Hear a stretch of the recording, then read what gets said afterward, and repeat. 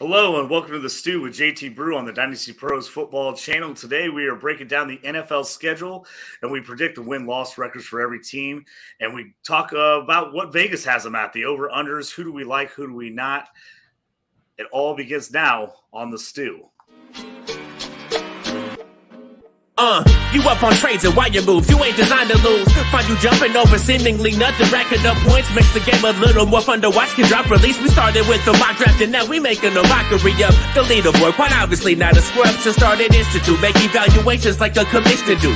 It's to the point your wife make you watch in a different room. Update your roster and pick and choose when you get some news. Not much that we enjoy more than sifting through through new statistics to make it to our end zones through different routes. Universities, institutes down to homies who click in groups. I introduce you to the Stew with JT Brew.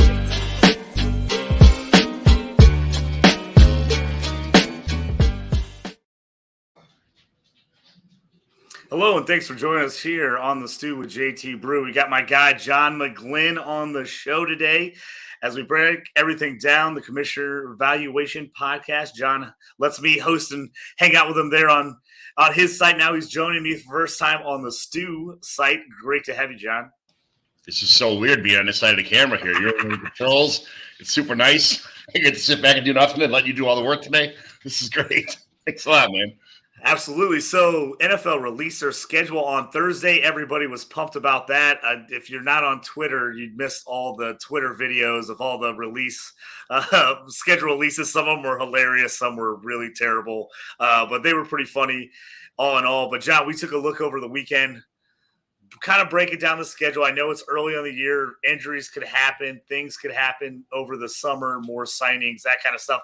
But we're going to take a stab at kind of what we think everybody's overall record would be, just kind of taking a look at the schedule now. And then we'll say what they got on FanDuel and DraftKings and kind of give you an idea of where we would bet, what side of the coin we would take. We're going to break this thing down by divisions. So we're going to start things, go by division here. We're going to start with the AFC East and the Bills. So the AFC East this year is playing the AFC West and the NFC East. So we've got the Bills. They're at plus 115 on DraftKings and plus 130 on FanDuel to win the division. They're the favorite right now. The over-under right now is sitting at 10.5. Minus 140 on DraftKings, minus 128 on FanDuel for the over. The under, plus 120 on DraftKings, minus 102 on FanDuel. If you're missing me, say these quickly.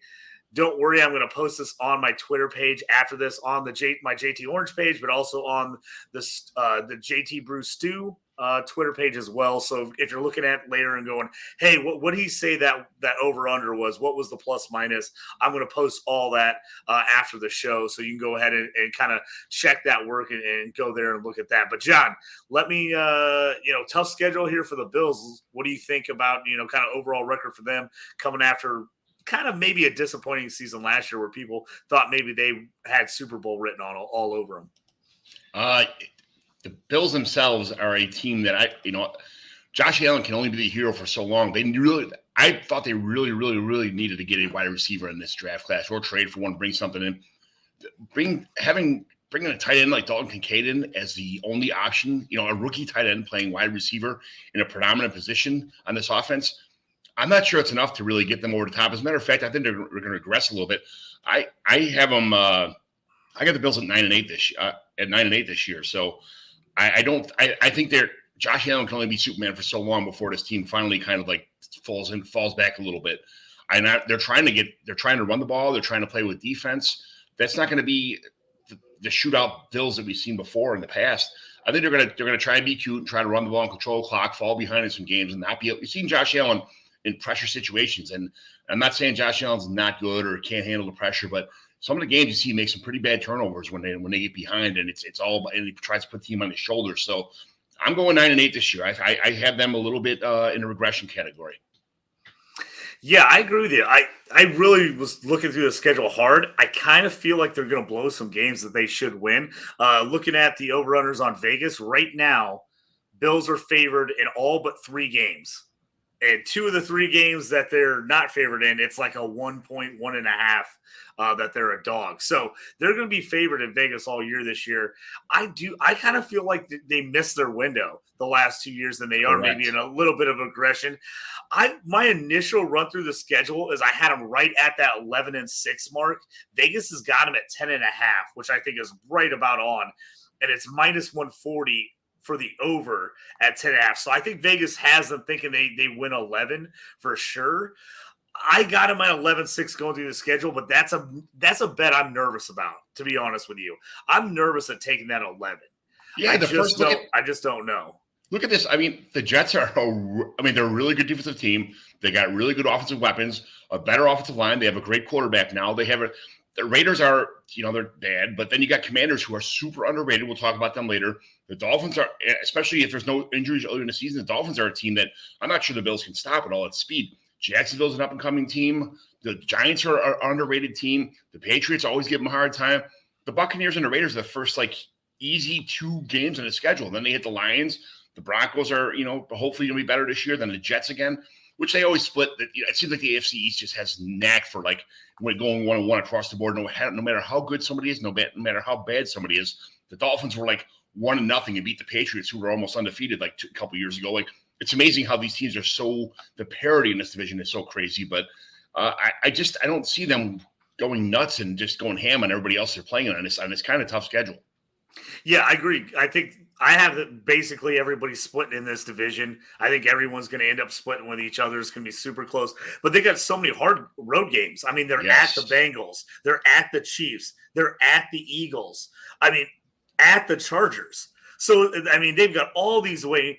It's just, Bengals, Eagles. I mean, they're playing every one of the top teams on the road. That's why I see regression. I originally have them at 11-6, but I really feel a trip-up game in there somewhere, like you said. I really could see the 9 or 10 wins. I'm probably taking the under if I had to put money on this, but this one's going to be tough, but I agree with you there. Probably some regression a little bit from the Bills. Let's stay in the division. As we talked about, a lot of these teams kind of split up. Again, to win the divisions right now, the Dolphins are plus 280 on DraftKings, plus 290 on FanDuel. They're second right now to win the division. Vegas has got them over under at 9.5. And right now the over is actually plus 100 on DraftKings and minus 110 on FanDuel. Unders minus 120 and minus 110. So again, they're right on that verge. Vegas is right at that 9-win mark. I got them at 9-8. John, what do you got them at? I got them at 10-7. They got top talent on this team. They have probably the fastest team in the history of in the NFL, but they got a tough schedule. And at the end of the season last year, the coach wasn't fooling anybody with his plays. They just kind of fell apart. I understand Tua being hurt was kind of a situation, but this team is they're an injury away from falling apart, because if they get to double team Tyreek or stop this offense in any way, shape, or form whatsoever from being the speed thing that it is, I'm not sure that the Dolphins can really progress, and they need to change their play calls a little bit too, because they can't go with this 5-yard slot, 5-yard slot reception, 5-yard slot reception, and everybody in the team runs it for an 85-yard touchdown after nothing but yak coverage plays. If anybody, like I said, if anybody gets hurt and they can double team Tyreek or Waddle or anybody, that kind of situation, they're in for a bad situation here, I think. Yeah, I agree with you on that. I mean, they're just a couple injuries away from this being, this team being real bad. If somebody goes out, I think they've got upside, but this is a team I'm nervous about because of the injuries. I'm probably at under the 9.5. Like I said, I have them at 9-8. I think they're a solid team, but I just think we're going to see a lot of 9-8, 10-7 teams in the NFL this year because of the way the schedule broke down and how even a lot of these teams are. I just think we're going to see some wins that teams probably didn't think they were going to get. We're going to see some upsets.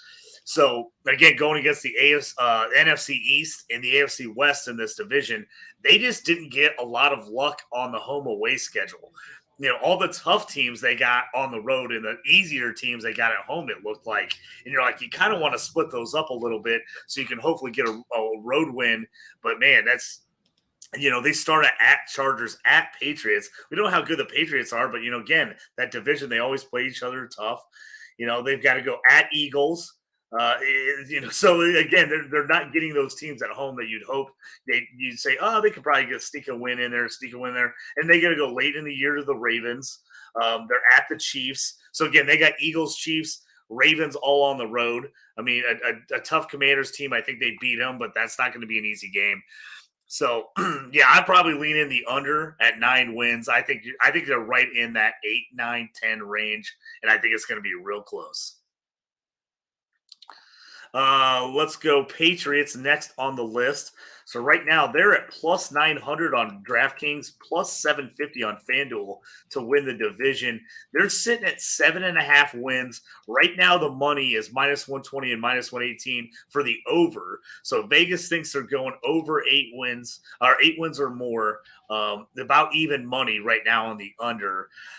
John, this is a team I just have a hard time. Imagining they're going to be awful with Bill Belichick. I just can't see it happen. They're going to be in some games. They're going to get some upsets. But again, the tough schedule, a lot of hard road matchups. I got this team at 6-11. What are you thinking? I got them at 8 and 9, and I thought I was being kind of stingy with the wins on that one. That's pretty crazy. With Mike Gesicki and Juju, and also Ramondre Stevenson in the passing game, because he's going to get tons of dump offs in this offense. I even with Mac Jones and a good defense, this is a ball control, good defensive team, and I feel like they actually improved the receiving core for this offense, and it's short yardage, get first downs, control the clock with the passing game, and we all know the rushing situation with Bill Belichick too. If they can control the clock and stay with a good defense, the Patriots, I think 8 and 9 was kind of like, I just kind of felt like bad and give them an 8 and 9 record.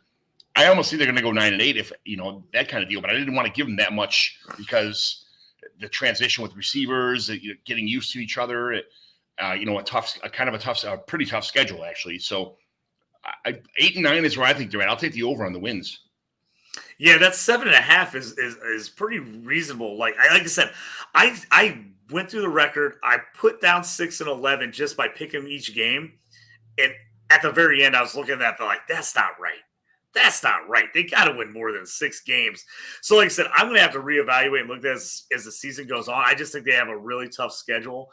But like you said, I think 8 is actually not unreasonable for them. That Colts game in Germany is going to be a complete coin flip of a game. I could see them getting that one. There's a couple games they have at home where I could see Belichick just out coaching the other coach and then winning a game they probably shouldn't.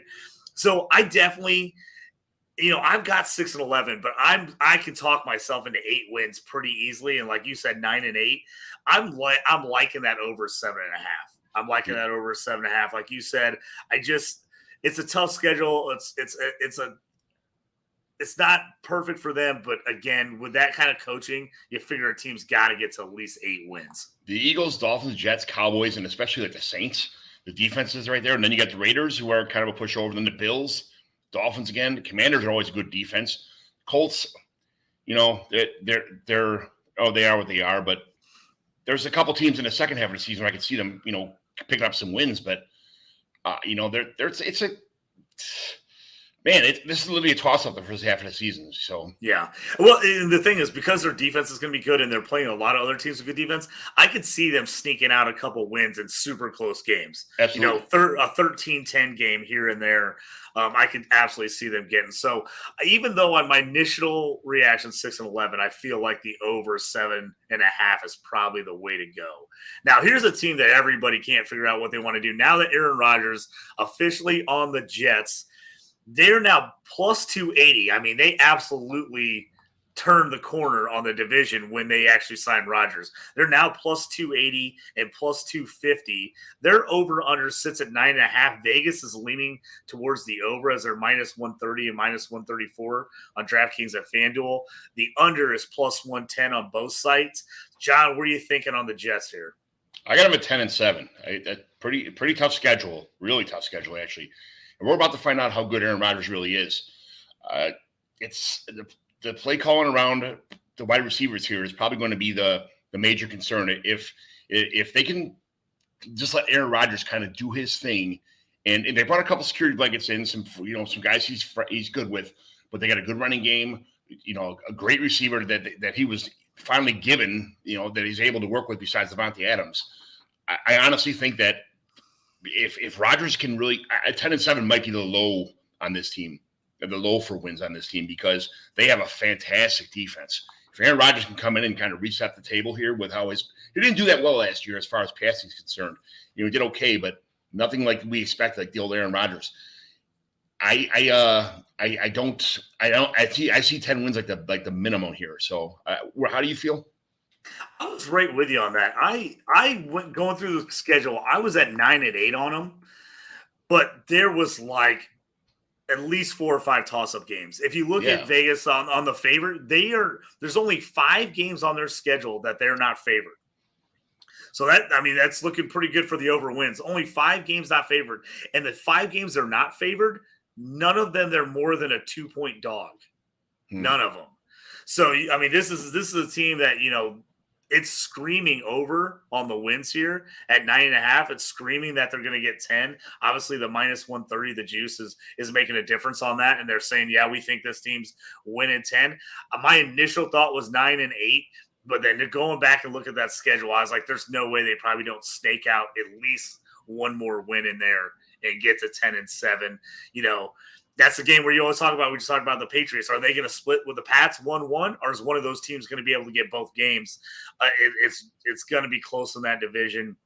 I've got them at 9-8, but like I said, I could easily see the money right now is saying take the over, take 10 wins or more, and I definitely. They're at Cowboys week 2. I've got that as a loss, but I would not be surprised if they win that game. I would not be surprised at all. And you got a loss to the Broncos in week 5 too, and I would consider that would probably be a win. Yeah, so it's like going down and looking at kind of where they have them. That was a toss-up game for me of whether that's a win or a loss. Going there, I can absolutely see them winning that game, but I can see them losing in Denver. That's a place that's tough to play for a lot of teams. They don't necessarily play well out there. So I just it's right there for me. I probably, if I reevaluated this in a month or two, I'd probably say at least 10 wins. I agree. So that's going to do it. We're going to move to AFC West now. So the AFC West is playing the NFC East and the AFC North this year. So we're kind of going order here. We'll start with the Broncos. Broncos right now are plus 550 on both DraftKings and FanDuel to win the division. They're sitting at 8.5 wins right now. It's about even money all around for 8.5, the over and the under. FanDuel has them slightly favored for the under at -132, but everything else is about 110, so it's pretty equal there. John, where are you seeing the Broncos finishing this year? I got him at 8-9. I got a new coach, tough schedule, quarterback who he's struggling, but can figure it out. Javonte might not start the season. They're saying he might not start the season on the pup. He may be able to start the season in time for rookie or training camp. And I don't think that's going to be the case. That's all smoke and mirrors. I think he's going to start on the pup. There's no way. That's too significant an injury to risk the rest of his career by rushing him back. So there's a lot of intangibles with this team. I got it at 8-9 because I think just, Sean Payton's a good coach. He'll probably straighten out the receiving core a little bit if they don't make too many changes. They brought in a decent rookie wide receiver. I have him at 8-9, and I'm that may be one of these teams. Like I said before, some of these teams I kind of felt bad about giving them not enough wins. I think 8 might be a little like almost too many wins for this team. I could see them going 7-10 too, to be honest with you. Yeah, my initial reaction, I had them at 9-8. But like you mentioned when we talked about the Jets, that Jets game was a toss-up for me. If I have them losing that Jets game, that's got the Jets winning 10 and then them winning 8 and going 8-9. I'm kind of leaning there. For this team, I know everybody expects them to be much better with Sean Payton. I think they'll be better with Sean Payton. Is Russ going to be a lot better? You'd think. You'd hope so. But again, this tough schedule. Just tough schedule. I'm leaning the under on this. I'm leaning 8 wins, 8-9. I could definitely see the 7-10, like you said. I gave them a couple wins just for the fact that they were at home and they were playing a team that they don't play very often in Denver, and I gave them the advantage there. But if they look like at home like they did last year, where there was no advantage, because they couldn't put up any points. I could definitely see this team going over. I'm leaning under on this as well. I'm right with you there. I'm right at that 8-9, 9-8. But I would lean the under on the 8.5. I like Sean Payton a lot, but he's not a miracle worker. He's a good coach, but he's not a miracle worker. So it's going to take a year for all these guys to mesh together. Is what I think. And this starting off square one with a whole new playbook, whole new offense, all kind of changes. Russ, there was so much. It's like Russ had his own office on the second floor of the coaches last year. All kind of stupid shit like that was going on. And it's going to take a kind of a whole year of these guys airing it out before everybody's on the same page. So it might be a little bit of a tough year, kind of getting together or getting this right in the ship, as people would say. So the next team in this division is defending Super Bowl champions, the Kansas City Chiefs. Division is minus 165 on DraftKings, minus 160 on FanDuel. They're by far the favorite. I think they're one of only a handful of teams are actually minus to win the division this year. That tells you kind of what Vegas thinks about them.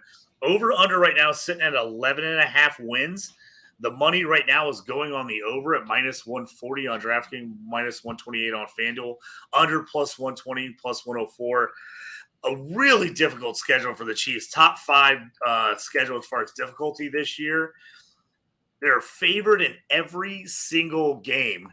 If you look at Vegas right now, they don't have a single game, not even a road game, that they're the dogs. What do you think the defending champs can do? At 11.5 is a pretty sizable number, but a team that's been great in the past. What do you think? I'm taking the under. I have 11-6 here. I think Mahomes is fantastic, but there's just a lot of nobodies around him besides Kelsey. They don't need to win more games this season to prove anything, whatever. They just need to make the playoffs. They're one of those teams that could just kind of figure out the offense as the season goes on. Figure out the Kadarius Toney and the Sky Moore and all the rest of the situations all the rest of the players on this team. Figure out who fits in well, whether CEH gets his role back, all that kind of stuff. They need to figure out the chemistry in this offense. But as long as they make the playoffs, they can do anything. It's all you got to be in it to win it. That's all it takes. If they can just win 11 games, make the playoffs, and then all of a sudden turn it up like they've done the last couple of years, that's all they need to do, because they can win a Super Bowl, but you got to be in it to win it. And 11, like I said, I'll take the under on 11 wins. They have a lot to figure out on this team this year. Yeah, this one I really struggled with, because looking at the schedule and who they're playing, I was like, oh, I think they can win that game. Oh, they should beat that team. But then I also remember being at the Colts-Chiefs last year, early in the season, and the Colts beat them. And they had no business winning that game. And they beat them. And I just feel like the Chiefs are going to be really good again. They're going to be really good down the stretch. But there just seems like there's going to be one or two games they trip up on that you thought they probably should have won. My original thought was 13-4, but then looking at the record, they've got some tough teams. They just are looking out. A lot of their tough teams are at home this year, so I think that helps their cause. I mean, I think they've got the Bengals at home. They've got the Lions at home. They get the Bills at home. So they're on the kind of the opposite side of that for me, is that they got the Eagles at home. So they actually have an insanely difficult schedule, but they got most of their big games at home. I'm leaning towards the over. I don't know if I like it at minus 140, to be honest with you, at 11.5.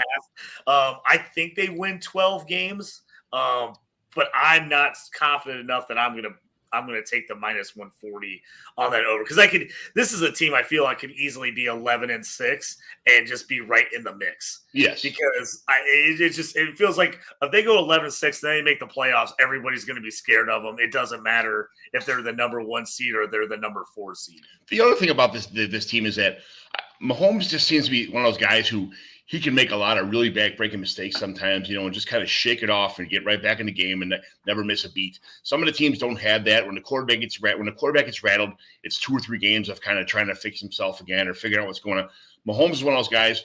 He could throw 2 games in a row with game-losing interceptions, just kind of be pissed off at himself, but just come back in the next game and just perform like a champion, because he is a champion. So they don't scare me, but I just feel like they just have too much work to do to be on like one of those teams that is a finely tuned, well-oiled machine. They're not there yet. They have a lot of stuff to figure out. And I think the Raiders, I don't think are going to be good. I think the Broncos will be somewhat better. Now, does that mean they can win one game and split with the Chiefs or not? I don't know. I think the Chargers probably split with them. If their non-conference schedule wasn't as hard as it is, I could see them easily getting that 12-13 wins. Sure.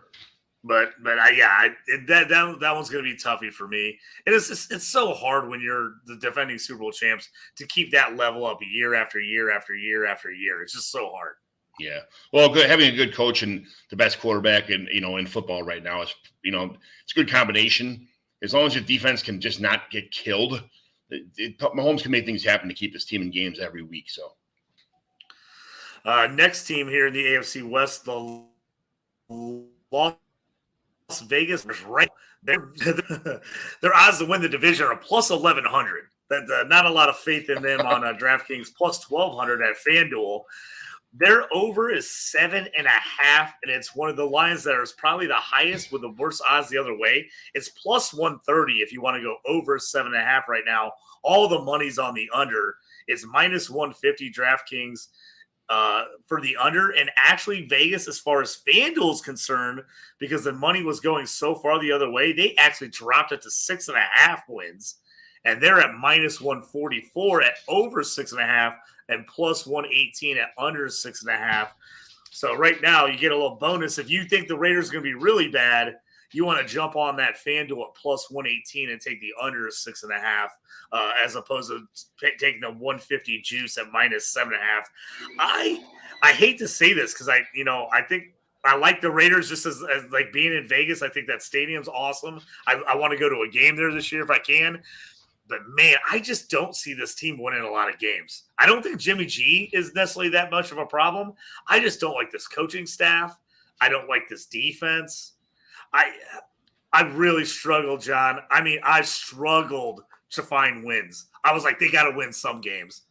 My initial run through item 2-15. 2-15. That doesn't seem possible.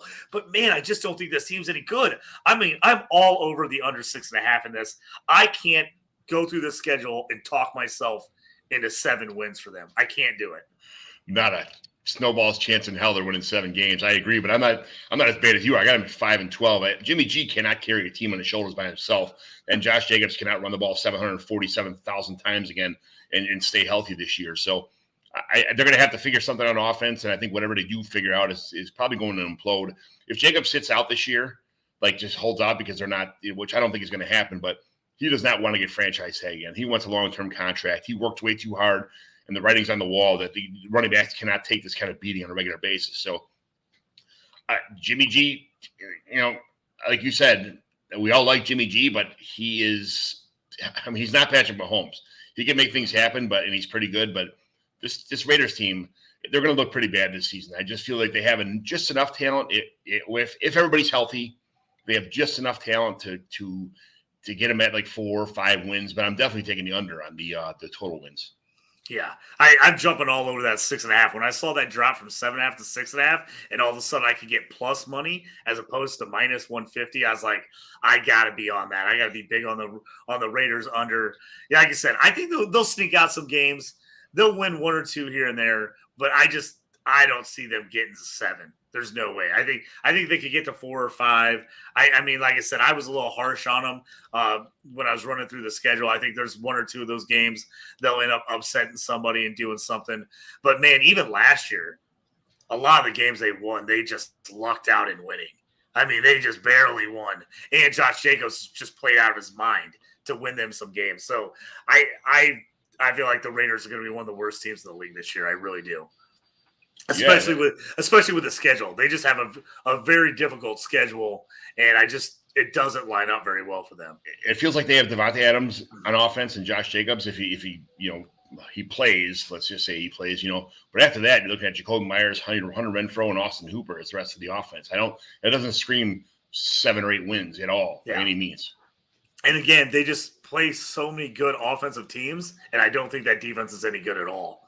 And that's my worry is they're just going to get smoked and not be able to keep up with anybody. So last team, a team that I like, a sneaky team, little underperformed last year is Los Angeles Chargers. Right now they're at plus 340 on DraftKings, and plus 300 on FanDuel to win the division.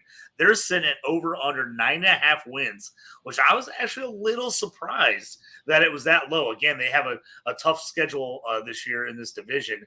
It's about even money, about 110 on 9.5 over wins on DraftKings, 128. Minus 128 on FanDuel. Under is minus 110 on DraftKings and plus 104 on FanDuel. So they're right in the middle here, John. What are you thinking about the Chargers this year? Do you see any improvement or decline from them over last year? I got them at 10-7, but I just feel like they're a really good team that just likes playing down to their opponent all the time. They try to stay on the same level as everybody. They never go for the kill. They're not that team that just, I mean, minus the Patriots last year. That was a kind of a shit show, but I don't know what's going to happen with Eckler. Eckler's pissed off. He's not one of those guys. He catches a lot of passes, but he's not like a workhorse. So if he's pissed off and it's always getting receptions and the team just kind of decides that they need to move on or see what else they have for next year, I just feel like they're not a team that ever just pushes themselves to win. You saw what happened in a playoff game last year versus the Jaguars, where they got up the lead and they just kind of said that, and then they got in the corner. The Jaguars had them in the corner, beating the shit out of them. They couldn't come back. They just can't get things back on track. They're like a mid team. I don't know why they just can't be better than they are. They have so much talent on this team. I don't understand defense, offense across the board. The team is great, but they just can't seem to trip over their own feet. So I got them at 10-7. Yeah, my initial run through, and I have to say this was a total bias pick by me because I actually like Justin Herbert. I kind of like this Chargers team, so I kind of root a little bit for them in that way. I initially went through 12-5, and I was like, that's too high. Yeah. I immediately was like, that's too high. They're going to lose some game in there that they should definitely win. They're going to have some close games. And again, is their defense going to be better? Is it going to be healthy? It was pretty beat up last year. If they're healthy, I really like this defense. If Khalil Mack's playing, Bosa's playing, CJ Jackson's or JC Jackson, is playing. I mean, all those guys come back. I feel like this Chargers team should be a 12-5 team. That deep down is the way I feel it. Right. But like you said, I just don't know if they have that killer instinct to be that 12-5 team. I just feel like they're going to lose some games that you look at them and you're like, they had that game. How did they lose that? Right. And I just feel like it's going to happen. And you're starting to hear some stuff about Justin Herbert. I like Justin Herbert a ton. I think he's a great player, but there's starting to be some doubt out there. Is he that killer instinct guy? Is he that guy that's going to bring you and take you at the end and he's going to get you a win? Or is he that guy that's just going to try to barely hold on? And there's starting to get some whispers of that. And they get a couple games early in the year where they either have teams come back on him or he does nothing at the end of games to try to win a game for them. I think that is just going to get louder and louder as the season goes on. Everybody MF'd him in the draft process, saying how bad he was. He should have been that 19th quarterback taken. He was nothing special. And he came in and just lit the world on fire right when he got his chance, when Tyrod Taylor got his injection in his lungs. And I don't understand how at that point in time they expected him to be at this high pace level. I mean, he's got a good team around him, but they expected him to just be Patrick Mahomes or Josh Allen right from the get-go. They kind of knew. I think he's regressing back to what we thought he was going to be. Not as bad as everybody predicted, but regressing back to some of the flaws we saw in the process that was justifying his original draft position, which we thought he was a mid quarterback, nothing special, nothing fantastic. But he's not. I don't think he's going to elevate his game anymore to where he's at right now. A little more regression, maybe, but that's going to be Justin Herbert for the next a lot. I don't know how many more years his NFL career is going to be, but he does just fine. But I'm not expecting fantastic every year or every game, that kind of stuff. Mm-hmm. He's just that guy, like you said. He's not a killer. He's not an assassin. He's a game flow guy, and he makes things happen. And he puts people in good positions, but. With a new receiver on the outside that maybe doesn't get hurt every time he jumps for a ball and lands on his face, hopefully that the offense learns how to move on and get better with what they have. Yeah, I like Herbert a lot. I actually think he's a good quarterback, but I think he hasn't had the weapons on offense. Guys have just been hurt too often, and I feel like he's one of those quarterbacks. He needs that stud wide receiver to kind of take over when they really need it. He can drop it off to that guy, and that guy makes plays. I think he's more of a guy that needs that surrounding cast to really kind of pick it up for him, as opposed to Mahomes, where you feel like Mahomes makes everybody around him better, like at the end of the game situations. I just traded Gerald Everett. I just traded away, what's his name? The backup in the Steelers. I don't know why. Jeez. Steelers backup running back. Jalen Warren. I just traded away Jalen Warren to get Gerald Everett this year because I feel like this, like if Keenan Allen gets hurt whatsoever, and you got two big guys on the outside, I feel like that Gerald Everett might be like a league winner this year at tight end. If you needed a tight end, and he's kind of a sneaky, they'll probably run somewhere around like tight end like 18 to 24 in most people's rankings. I just feel like he could be the guy this year to get over 100 targets in fantasy. I know they don't use the tight end that often. Everybody says, "Oh, you got the fifth most targets." Yeah, whatever. It is what it is. I think that could be a position that Herbert really needs to utilize this year to make his offense work well. And I just think that Gerald Everett is going to be a beneficiary of this offense morphing into a better, more pass-controlled team. Yeah, I like that move. I mean, I was wanting them to really get Jackson Smith and the Jigba in the draft. They ended up getting Quentin Johnston, who I think could work out there. I like that landing spot for him. I just thought, man, if they could just get a guy that's going to be all over the field, always be open, it could just help Herbert out a ton. But it's going to come down to health with them on wideouts. Can Mike Williams stay healthy? Can Keenan Allen stay healthy? Can Johnston be the guy, be that first-round stud they think he is? This is a problem because I honestly feel like that when Mike Williams he goes up for these balls and he makes these awesome catches, but he lands on his shoulder, or he lands on his hip, he lands somewhere, and he gets hurt all the time. But Quentin Johnston's the polar opposite, where he's afraid to go up and he's not a contested catch guy. So what's going to happen there? You got these two guys on the outside, and Mike Williams and Quentin Johnston on both sides of the field. One guy's a jump ball guy that goes up and gets it. The other guy's afraid to get hit. And then Keenan Allen is somewhere in the middle. I don't know what's going to happen here. If Quentin Johnston picks up his game and Mike Williams can stay healthy or say not get traded, I'm not sure what they're going to do here. This team honestly has a pretty good chance. That Herbert really could thrive in this offense if these guys stay healthy and do what they're supposed to do. Yeah, because they would be my sneaky pick to win this division. Yes. If the Chiefs get slipped up, they get a little bit tougher schedule. If the Chargers can kind of get a win, I mean, Vegas has them only an underdog in 4 games this year. They're favorite right now in 13 of their 17 games. So I think they're a team, like I said, I think they're a team that can get to 10, 11, 12 wins. I'm loving the over 9.5 here. I think they get at least 10. I just think this team's too good not to win at least 10 games. But they're my kind of sneaky pick. If they put it all together, I could see them winning the division at plus 340. I like that. I like the odds there on that one. Let's jump out of let's jump in the AFC North. Yep, let's jump into the Ravens. I hear AFC North. They've got the AFC South and the NFC West this year. Ravens right now are at plus 240 on DraftKings and plus 240 on FanDuel to win the division. Sitting right now, this one, they're a team that's on contention as well. 9.5 wins on DraftKings. It's minus 150. So they definitely think they're going over 9.5 wins. Because it's that high, FanDuel flipped it, moved it to 10.5 wins, and then now we're taking it at plus 116. So under is plus 120 at 9.5 wins. FanDuel's got the under 10.5 at minus 142. So this is a team you can see is right at that 9-10 win threshold. John, what do you got them at? I got them 11-6, and I think that might be even stingy. Lamar's back. You got Todd Monken here who's going to try to use the passing game. That's going to keep Lamar healthy to still do Lamar things.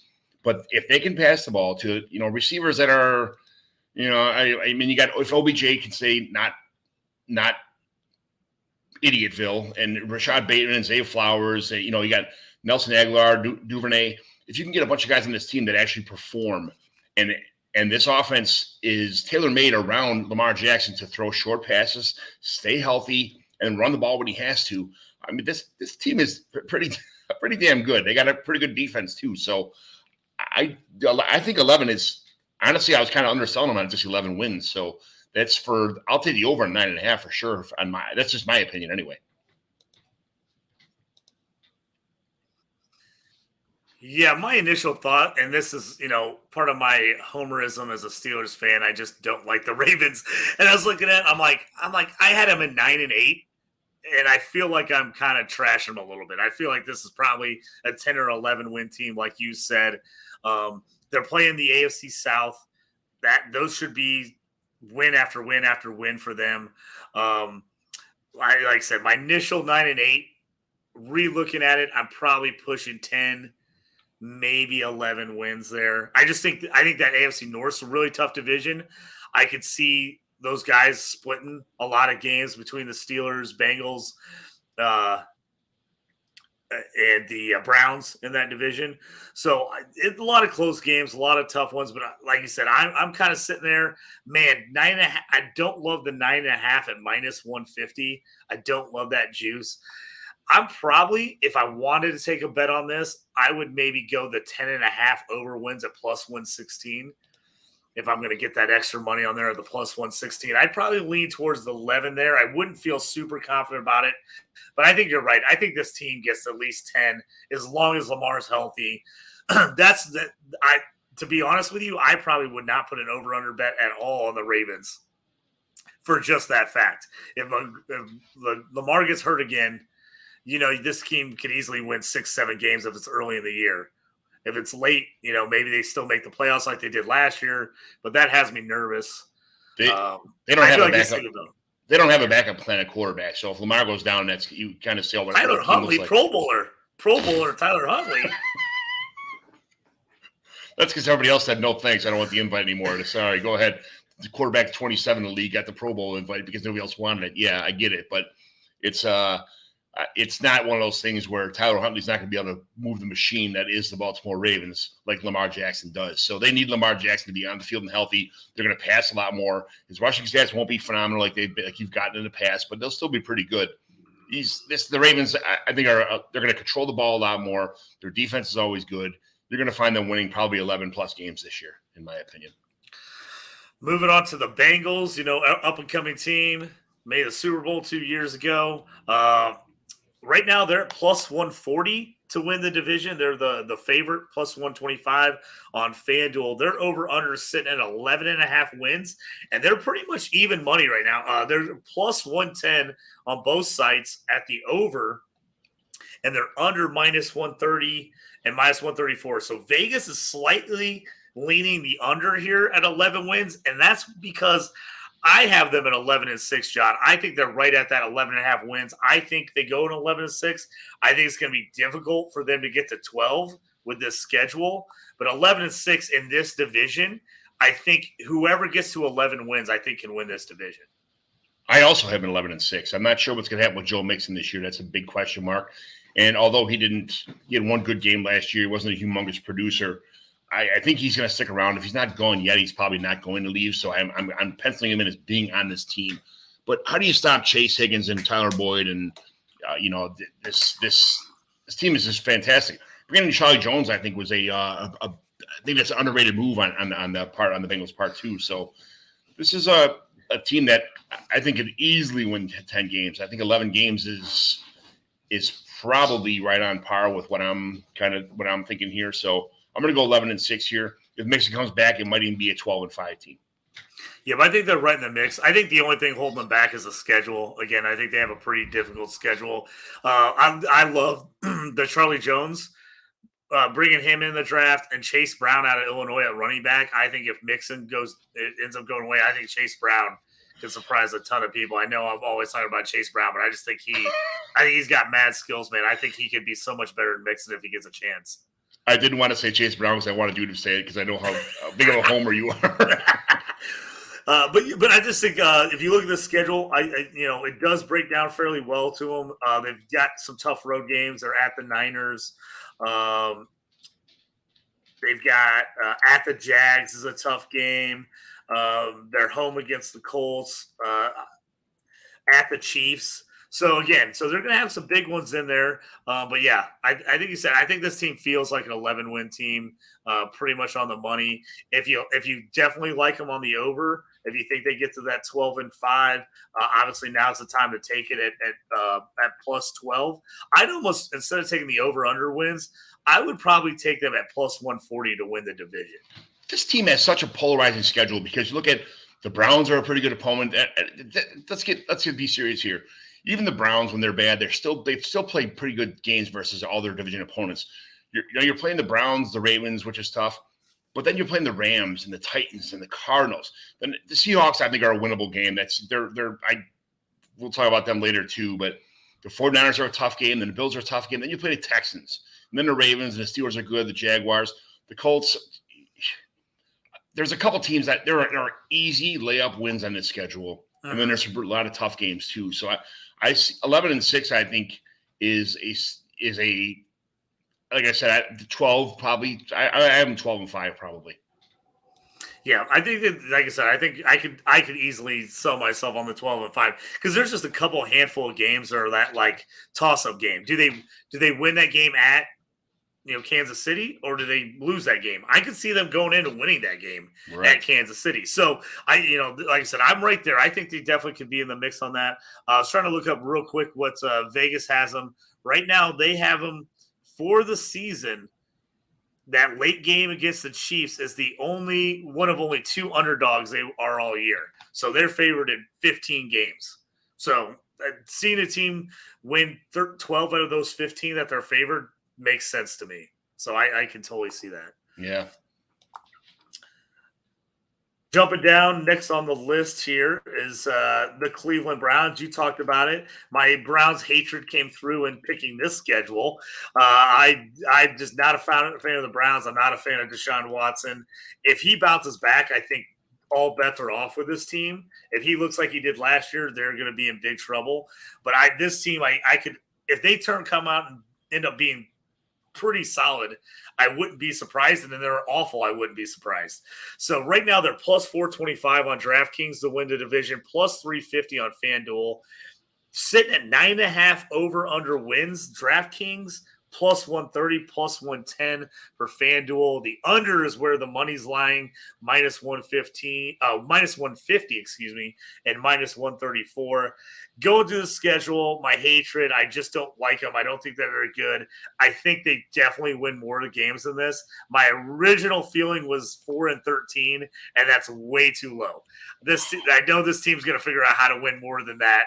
I feel like this is more like a 6-7 win team.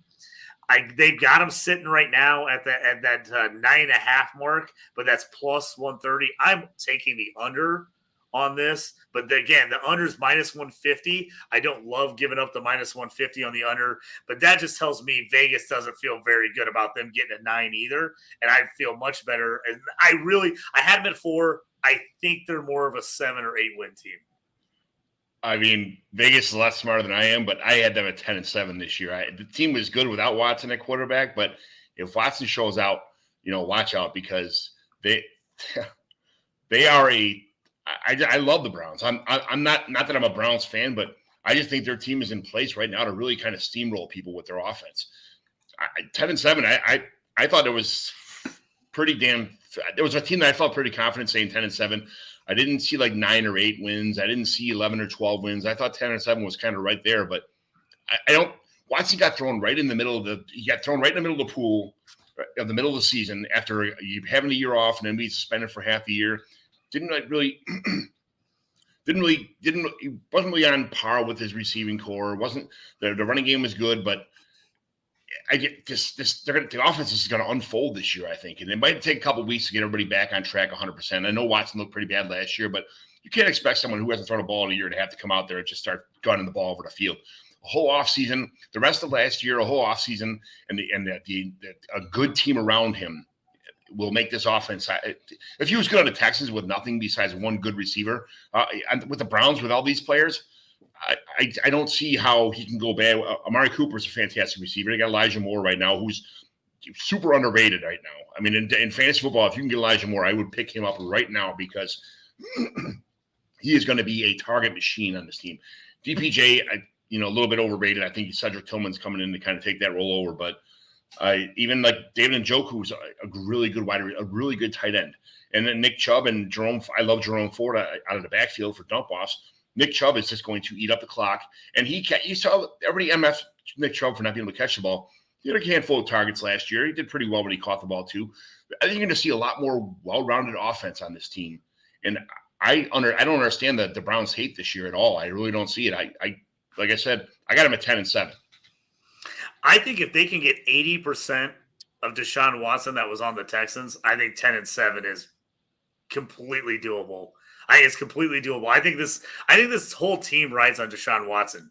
Is he going to be old Deshaun Watson who just lit everybody up, or is he going to be mostly what you saw last year? Now, last year feels like an anomaly. I mean, it was a bad situation, like you said, everything you explained. I think he ends up being better.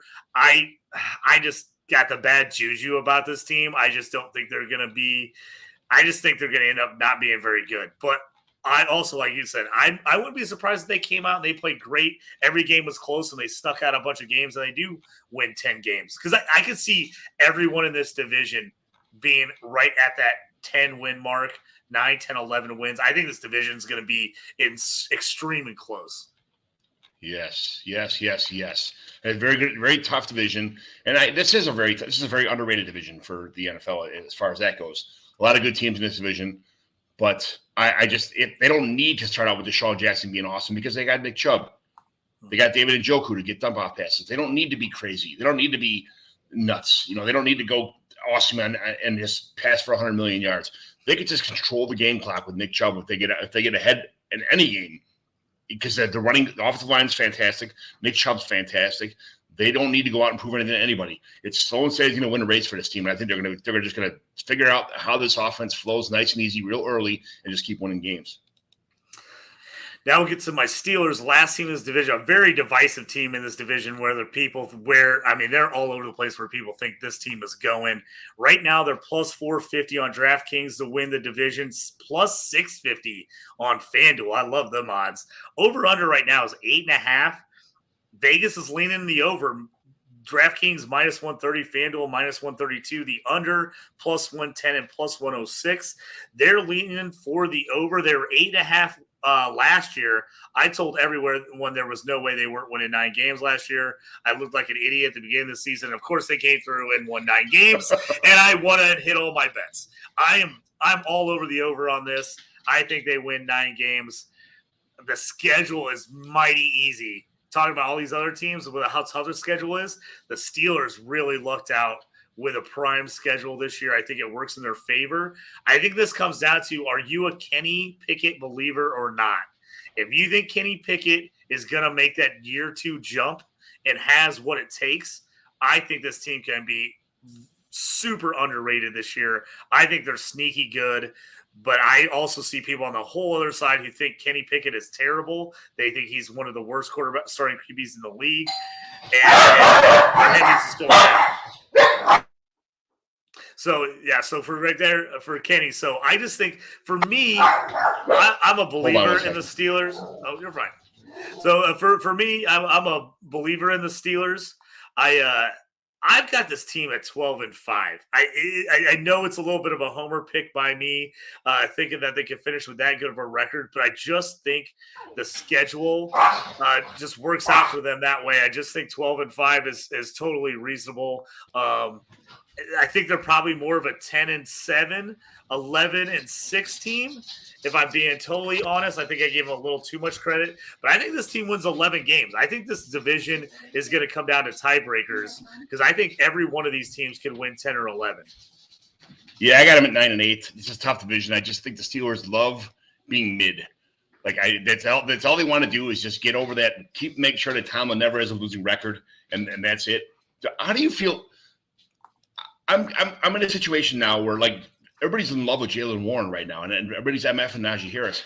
Do you think Najee Harris is somebody that is he in for a regression, or do you think he's going to get better this year? I'm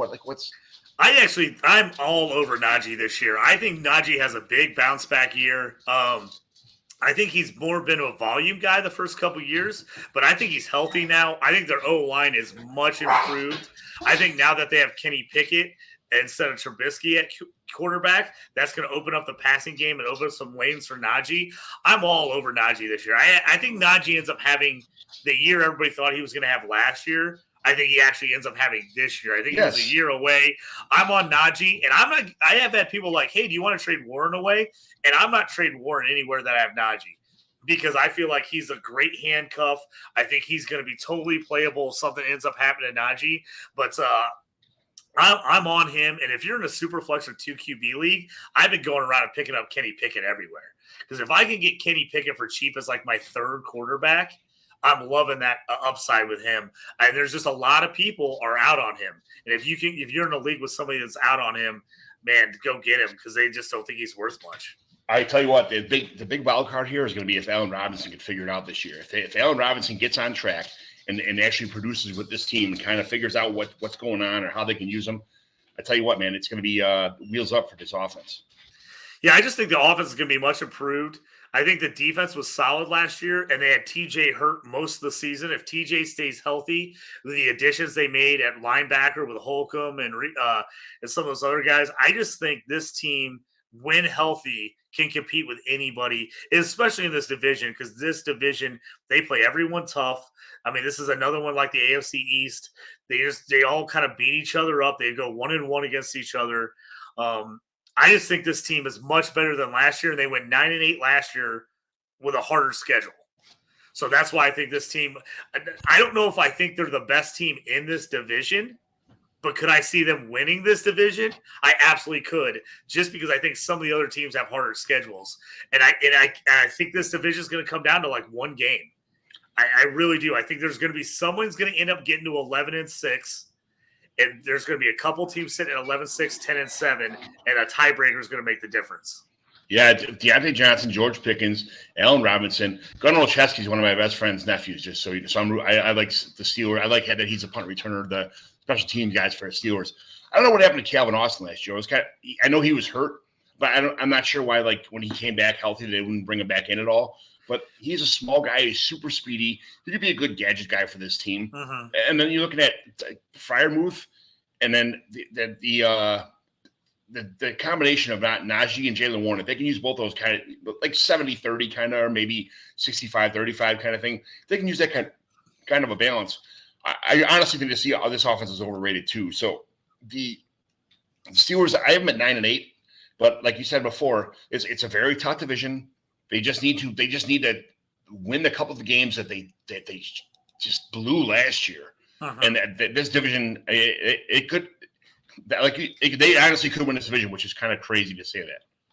Yeah, I just think because they play they're playing the South. They got the Texans, they got the Titans, they got the Colts and the Jags.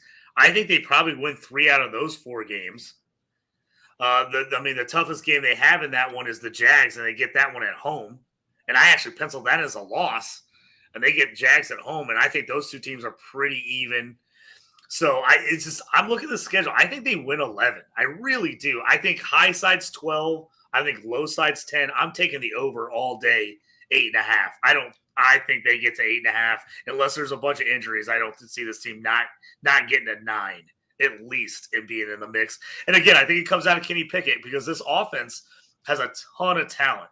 Yes. Ton of talent. If Kenny Pickett can make that second-year jump, this team has a ton of upside. If Kenny Pickett doesn't make that jump, then the Steelers team's in trouble. I still think even if he doesn't play a lot better than last year, he played okay last year, and they still won 9. And that was with Trubisky. So, again, I just think looking at the stats, looking at the way, I think Vegas has them favored. And I think there were 6 or 7 games that they were not favored in. So again, they're right in that mix. A lot of the games were really close. I just see an uptick from the Steelers here a little bit, and I love that division at plus 650 on FanDuel. I absolutely love that bet. I'm making that bet to take the division. Obviously, it's a long shot bet at plus 650, but that's such great odds in a division that I think is gonna be one game. I don't love it, but I can see it. That's what I'm saying. I just love it because the odds. I love the 650. If it was 200, I'd be like, maybe. But at 650, I'll throw a 50 spot on 650. And it's in a division where I think it comes down to maybe one game. Yeah. 1 game difference or a tiebreaker. I'm definitely looking at that. Obviously, that's part of my homerism as a Steelers fan coming out, and I'll admit that. I'll admit that right out in the open. That's a little bit of a homer bet for everyone out there listening. Let's move on to what should be one of the worst divisions in football this year, the AFC South. They're playing, like we just talked about, the AFC North, and they're playing the NFC South. So this is where things get real interesting, John, because you have one of the worst divisions in the AFC South, and they're matched up with one of the worst divisions in the NFC South, which is why I think it really makes it interesting, because I can see a ton of teams, just because of the schedule, getting wins you wouldn't think they'd get wins, and other teams, lower than you think. Texans right now sit at plus 700 to win the division, plus 800 on FanDuel. 6.5 is where Vegas has got them. The money's about even money at the over on 6.5. It's slightly leaning under at minus 130 and minus 122. What are you thinking on the Texans? I had to squint really hard to get this team to 5 wins. And I had to put my bifocals on and then squint to get them to 5 wins. I don't like them at all. I don't. Nico Collins, John Mechie, who we're all expecting to be what John Mechie was expected to be before, he got his situation. Robert Woods, they drafted Tank Dell, which he's the size of my German Shepherd. And, Xavier Hutchinson is, the project. You got CJ Stroud, yeah, but that's not the answer. Damian Pierce, I think, is an overrated player. Bringing in Devin Singletary doesn't move anything, for anybody. Dalton Schultz, the tight end, yeah, he's good, but nothing absolutely crazy.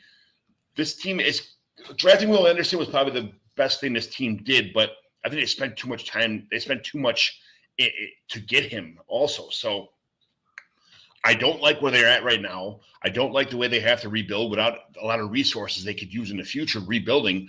And I don't like this team for this year, even though it's in a bad division. I just don't. This team doesn't have the talent to beat anybody. I think. And nobody says that CJ Stroud is going to walk in here and just be elite. He's going to win. Even if it's a bad division, that doesn't mean anything. He's a rookie quarterback. We didn't even see him throw a pass in the NFL yet. So I got it 5-12, and like I said, I'm being generous with that. I could see a 3 or 4 win team at probably at best. 5 was just kind of something I came up with because their division's so bad. Yeah, John, I agree with you. I was looking at this same thing. I saw the 6.5, and I'm like, there's no way. And then I saw the minus 130. And I usually don't like to take something like that, a minus 130. I'm all over the minus 130. I don't think there's any way this team wins 7. Anyway, I've got them at 3-14. And even at the 3-14, I'm like, we got a toss-up game with the Cardinals. I mean, that's going to be the worst game of the year.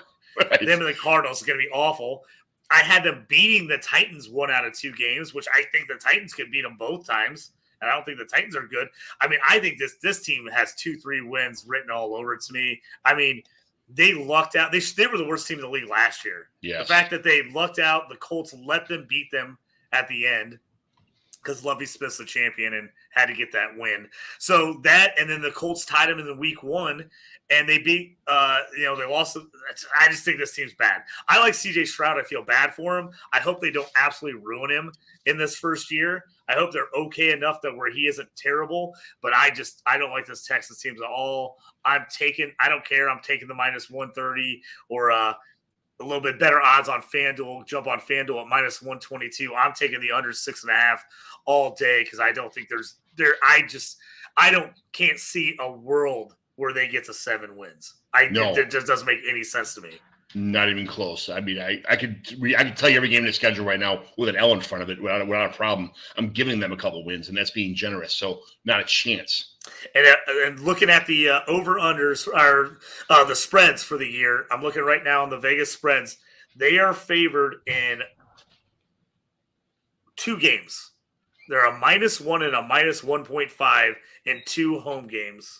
Oh, -1 and another. So they have them right now favored in only 3 games, and all of them are a -1 at home. And you usually get bonus just for being at home. Yeah. So I just, like I said, I just don't see it at all. Texans are going to be bad. I'm going to be betting on under Texans games all over the place. I just don't think they're going to be good. Next team, another one of my favorites, Colts. Indianapolis plus 500 to win the division, plus 550 on FanDuel. Sorry, plus 500 DraftKings. They're sitting right now at 6.5. Vegas likes the over. They're minus 140 on DraftKings, minus 118 on FanDuel. Unders plus 120 and minus 104. Before I go on my rant and raving about the Colts, John, give me your thoughts on my boys, the horseshoe. I got them at 7-10, and I mean, bad defense is not the cure for a team that is planning on running the ball. And Anthony Richardson, if they fall behind, and their plan was to run the ball and control the clock, I don't know what's going to happen to this team. Honestly, this could be a disaster, man. I'm sorry. I know this is your guys and all, but I don't know what. Like I said, if they plan if they're running, if they start out ahead and they could stop people and run the ball and just keep JT and AR-15 keep just run the ball down your throat and ball control this offense somehow, some way, they're going to win games. But if they start falling behind and they can't rely on JT and they can't rely on Anthony Richardson, I don't know how they're going to play catch up with the receivers they have on this team too. I mean, my favorite receiver on this team is Anthony Richardson, is Ashton Doolin, to be honest with you. Like, I love Pittman, but he's just such an underachiever. Alec Pierce, I like him too. Isaiah McKenzie, get out of here. Like, I don't know why. It should be Josh Downs should start right from the get-go, or Ashton Doolin. Pittman just needs to start picking it up, man. I know he's good, but for what we expected from him, he's just not producing what a quarterback needs him to do. Alec Pierce is underrated, but they don't have any kind of crazy receiving core to keep them in games if they need to play catch-up at all, especially if they don't have a quarterback that's accurate either. So I know you like Gardner Minshew, and he's going to be the guy that starts the season out. Hopefully gets a couple wins underneath the belt, or they're going to pull the rug out and put Anthony Richardson there. And Gardner Minshew is, I think, overrated. I'm just going to say that. I'm going to say it to piss a lot of people off. I think he's overrated, but yeah, I know he's the best thing ever because he wears jorts and he got a stupid mustache, but he's nothing special. Anthony Richardson, I just feel like he's a project, and Anthony Richardson need to go somewhere else besides this team to kind of wait for another year, probably 2 years, to really kind of get his. I think watching Anthony Richardson in college was like special. Man, he is good, but he needs to sit back, learn, and like kind of. He can't run the entire team can't run through Anthony Richardson. It can't be that way. He needs to be on a pro offense where he learns how to throw the ball, get the ball downfield, distribute the ball across the field, and not just take off and run all the time. And man, I just feel like I wish you would have went to a better team that didn't need to. That's probably not going to insert him as fast as he's going to get inserted in this offense. Yeah, for me, obviously a little homer pick here. The schedule is so easy. I mean, it is set up for them to get a lot of wins. I wish I knew right now what they were doing at quarterback. So this is a bet that honestly I'm probably holding out for a while before I decide what I'm going to take on the Colts over or under. I think they go over 6.5 easy. I think this team wins 7, but I think this team could win as many as 11 games. If everything goes right with the schedule set up the way it is, the question is going to be, is it a back and forth between AR and Minshew all year, or do they come in Minshew right off the bat and they say we're playing Minshew and letting Anthony Richardson sit, and if they play the whole year with Minshew, I think they can win 11 games. I know that sounds crazy. I think he's good enough against this schedule. And now, are they going to be a really good team? No. I think they're a team that would, if they make the playoffs, they'll get blasted the first round. But I think because the schedule's so weak, and this team has actually got some really good bones. I mean, they were beat up last year. They got to 4 wins, and they had Jonathan Taylor's out half the year. Matt Ryan couldn't throw the ball at all. They tried Ellinger. He was even worse. The defense was actually pretty solid, even though they were banged out. Shaq Leonard missed the whole year. I actually see this team has a big upside. The question is, if they go back and forth between Minshew and AR, I think that's going to end up being a nightmare, and I can see things falling apart. Absolutely falling apart like it did last year, and they end up with like 4 or 5 wins. Let's go over the schedule because we have to figure what's going on here. There's no way they're winning 11 games this season. The Jaguars week 1, they're losing to Jacksonville week 1. Okay, I got them winning that game. I think Minshew starts that game and he plays out of his mind against the Jags, and I think they actually win that game. You said Minshew, not Patrick Mahomes, right? I got Minshew. I think all right, good. I think they win that game. I think the Colts actually win the opener against the Jags. Okay, I think they. Well, I know I'm going to be under on that, but I think they win that game. I got at Texans. I think that's a win. Win, yes. I got them losing at the Ravens. Okay. I got them winning at home against the Rams. Yes. Winning at home against the Titans. It's a toss-up, but I'll give it to you. That's a toss-up game, but I got them winning that. I have them losing at Jacksonville. That's a guaranteed loss. They always lose at Jacksonville. Again, this is a Browns toss-up. I have them winning this Browns game, but if Deshaun Watson comes out and plays great, I can see him losing that game. Right now, I have them winning that game. That's why I guess I have them losing to the Browns, because I think the Browns are not going to be the Browns everybody expects. I think Watson's not going to be fantastic, but he'll be way above the situation where I just don't think the Colts can come back if the Browns get ahead early. So they're not beating the Saints. I definitely think that's a toss-up game. I actually think they're better than the Saints. I think they beat the Saints at home. Now, if that game was a road game, I think they probably lose it. I'm giving the slight edge just because it's a home game. I have them losing at the Panthers. I've been to a bunch of Colts games, okay, and there's a dome in there, and they scream third down like for 4.5 hours every time they get a third down. So I get, but I really don't see the home field advantage of playing in a dome for any team.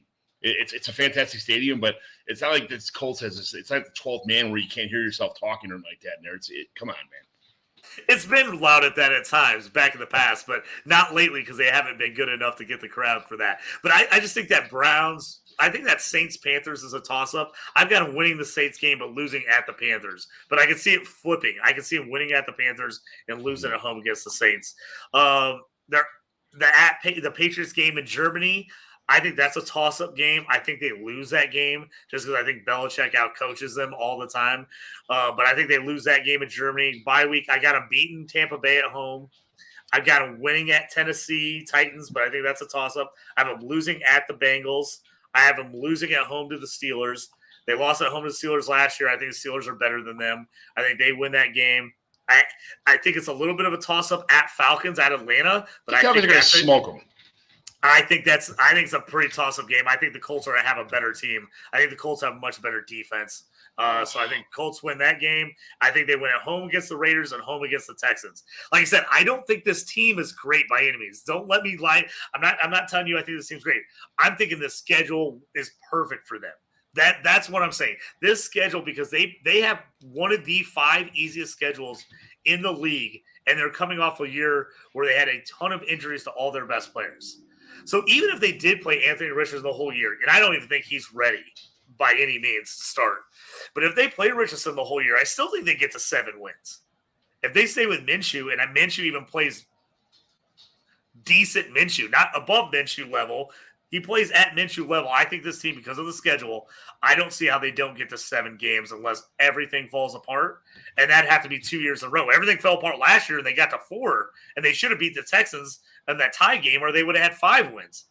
And they should have won the last game of the Texans. That gets them to 6 wins. So they were terrible last year, and they should have been at 6 wins last year. And this team is going to be better than last year's team. What did they do to get better?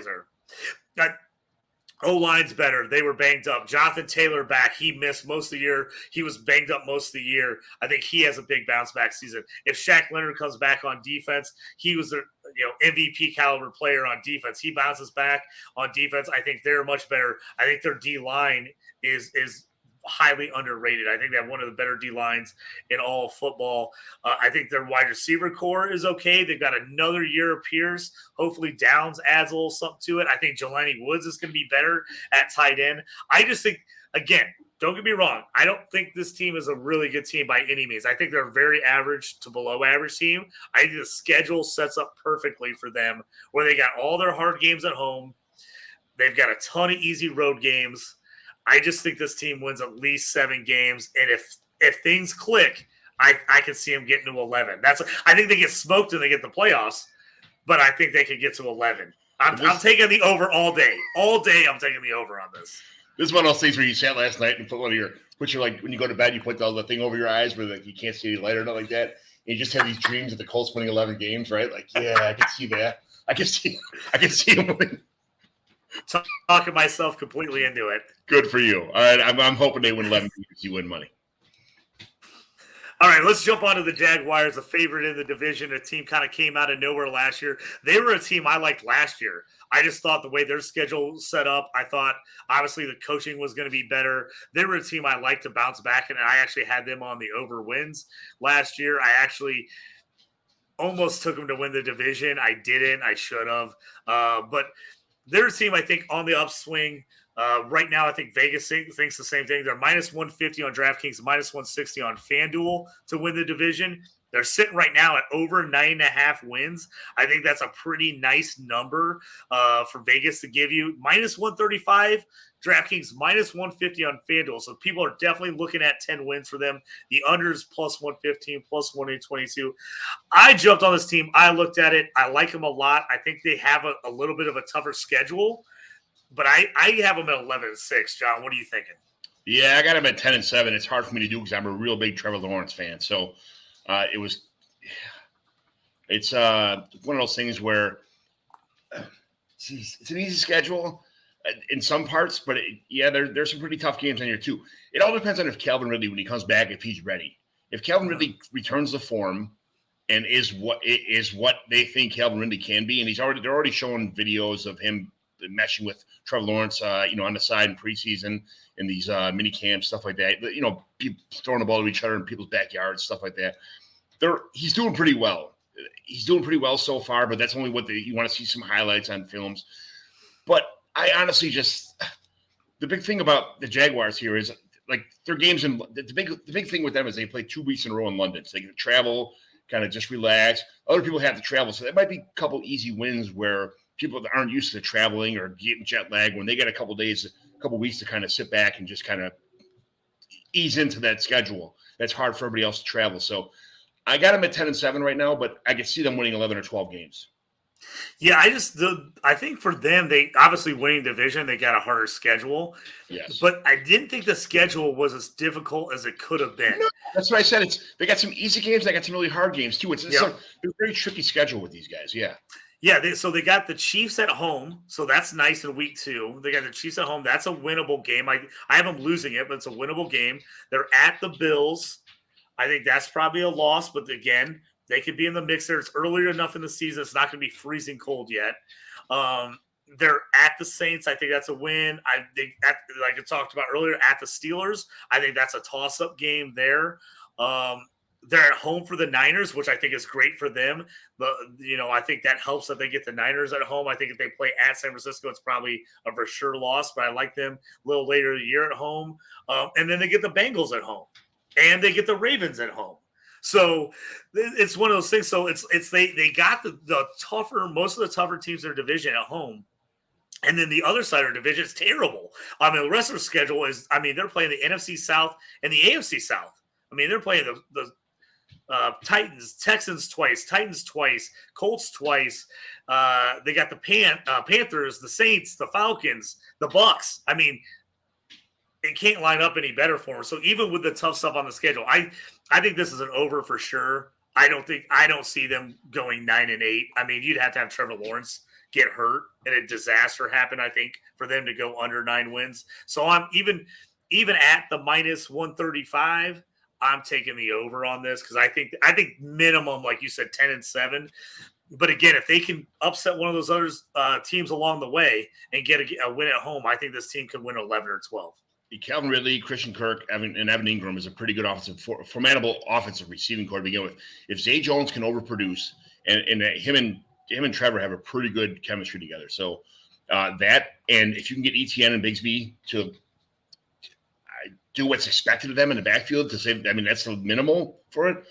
I think this is going to be a pretty damn good team. Yep, I just like him. I like the way everything works out from there. Next team in this division, the Tennessee Titans. I still don't know how this team the last couple of years has won as many games as they have. It really shocks me, and I feel like they're due to fall off a cliff. I just feel like they're right there. They got good coaching. They got Derrick Henry still. The defense has been solid. So they've been able to fight through and win enough games the last couple of years to make the playoffs and be a contender in this division. I just feel like the wheels are ready to fall off on this team. I struggle to find wins. Right now, they're sitting at plus 400 to win the division on DraftKings, plus 360 on FanDuel. Over under 7.5, and right now they're about even money. DraftKings is plus 110 on the over FanDuel's minus 105. The under's minus 130 and minus 115. I'm with Vegas on this. I don't see any way they get to 8 wins. I'm taking under 7. And, John, I really struggled to find 4 wins. I end up going at 4-13. I think they can maybe sneak out 1 or 2 more. I don't see how this team gets above 6 wins. I had them at 5-12, so I'm 100% on your page. Honestly, I mean, they're going to pepper Treylon Brooks the ball, but Nick Westbrook-Ikine and Kyle Phillips are the other guys. I think Chicago might be the second best receiver on this team, and he's an undersized tight end that moves pretty well. That's it. So Derrick Henry running the ball, the play action is all that they have. That's all they've ever had in the past, and that's it. So play action to Treylon Burks and dump offs to Chicago are all that this offense has, and that's it.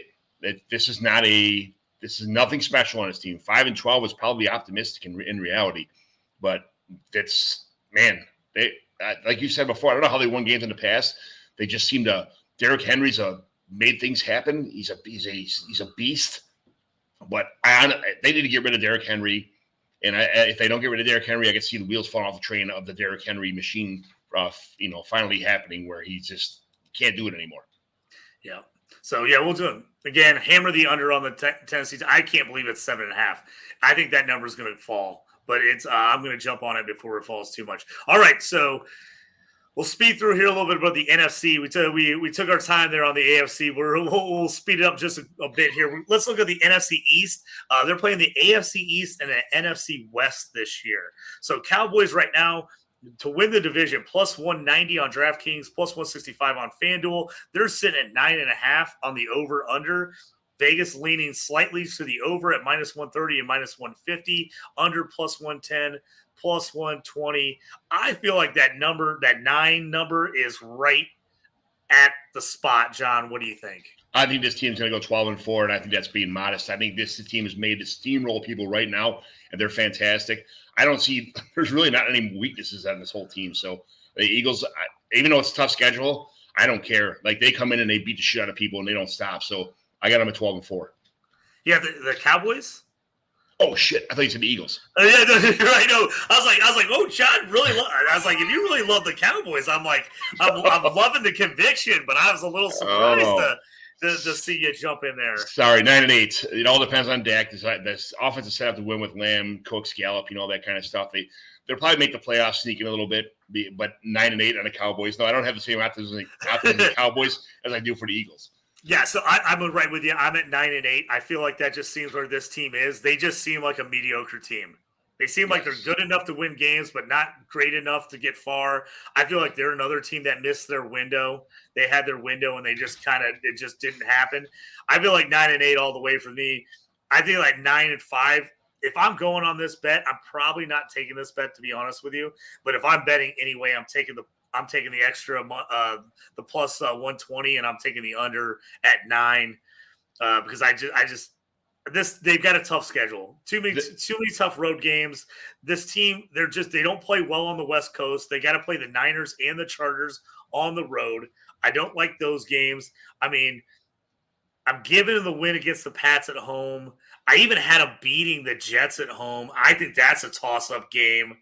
I had them lose at the Giants to start the season. I just feel like they don't ever play well there. Like I said, I looked at a lot of these games and I gave them wins. I even gave them a split with the Eagles. So that tells you, I gave them a split with the Eagles and they still only got to 9 wins. This is a team that's going to win games they're supposed to lose, and they're going to lose games they're supposed to win. And that's always they're going to be where they're at in the middle. They're insanely frustrating. I will not be betting on them during the season because that's what they always do. They'll play terrible one week. The spread will be one way. You're like, oh, I'm going the other way. I'm off it. But I will stay away from the Cowboys a lot of this year. I just think I'm taking the under 9 wins. I just don't see it. And then that division is going to be tough. You never know if the Commanders are going to upset them or the Giants. I just think it's going to be tough for them to get to 10 wins. Moving on, Giants were kind of the darlings last year. Kind of came out of nowhere with Dayball. Danny Dimes started playing pretty well. Right now, still not a very high to win the division. They're plus 800 and plus 600 on DraftKings at FanDuel. They're sitting at 8.5 on the wins right now. This is another team that's that toss-up team that everybody's kind of been betting both ways. On Right now on DraftKings, they're 8.5 at plus 120 for the over, and they're at minus 140 for the under at 8.5. Because it swung so much for the under, FanDuel actually changed their odds, moved it to 7.5, and made it minus 122 at the over, and they actually made it plus 100 at under 7.5. This team is right there in the mix. What do you think, John, on here? I think this team is, a lot of people are going to be looking at this team two different ways. I got them at 9-8 right now. I think the Giants, they're a good ball control offense. Ball control is the name of the game for them with Daniel Jones. If he could just dink and dunk his way through this beginning of the schedule, they got a lot of talented slot receivers on this team. I just if they can have Saquon Barkley and Darren Waller just kind of get the short yardage passes, control the clock, and you got Isaiah Hodgins who overproduced last year. I'm not sure he's going to be a staple of the offense this year so much, but Paris Campbell's okay, nothing special, but they have to wait for Rondell Robinson to come back from injury 100%, and that might not be till earlier in the year or later in the year. But Jalen Hyatt's a speech that people are going to, they're going to pull a safety and a cornerback trying to cover his. I mean, we all thought he was lightning fast, but he ran like a 4.5 or something like that. So he's not like crazy fast, but he will open the offense a little bit for them. But this Daniel Jones, I think, is super underrated. So I don't. He's not for so much. Everybody loves him for fantasy because he has rushing stats, but I think Daniel Jones is a pretty decent quarterback just to keep an NFL team rolling. Yeah, for me, the Giants were a toughie for me. I originally had them at 10-7 going through the schedule, but then when I went back and looked at it, I was like, man, a lot of their toss-up games I'm giving to them. A lot of those games, and I'm like, yeah, that could go either way. The Jets game, I gave them the win against the Jets. I definitely think the Jets could win that game. I gave them the win at the Saints late in the year. I think that could possibly be a loss. I had them beating the Pats. That one is a toss-up for me with the Patriots there. I've got them at 10-7, and I don't feel good about it at all. I just don't feel good about the 10-7. I feel like it's too high. 8.5 seems more realistic. Like I said, I could easily see two of those teams winning. Vegas is really leaning hard to the under here at minus 140 on 8.5. So that makes me think I'm way off at the fact that I had them at 10-7. I've got to rethink that, look at it again. I think the Giants are better, but I'm not 100% confident about their defense and how their defense is going to handle Hank. And this is where I'm scared. And if I had to put money on it, even though I'm picking 10-7, Vegas starting to talk me into the under here. 9-8 was kind of because I like Daniel Jones and I like Saquon Barkley and I like this offense and I like a good coach. That's why it kind of pushed me over the limit to get that a little bit ahead of a little bit above my skis, I guess to say a little bit at 9-8. But I can see them going 7-9 or like 8-9 or something like that, or maybe 7-10 something. But I could see that happening for sure because I'm just very optimistic about the Giants, and that's probably a flaw that I have with this offense. They are 11. I just looked. They're 11 games. They're the underdog this year.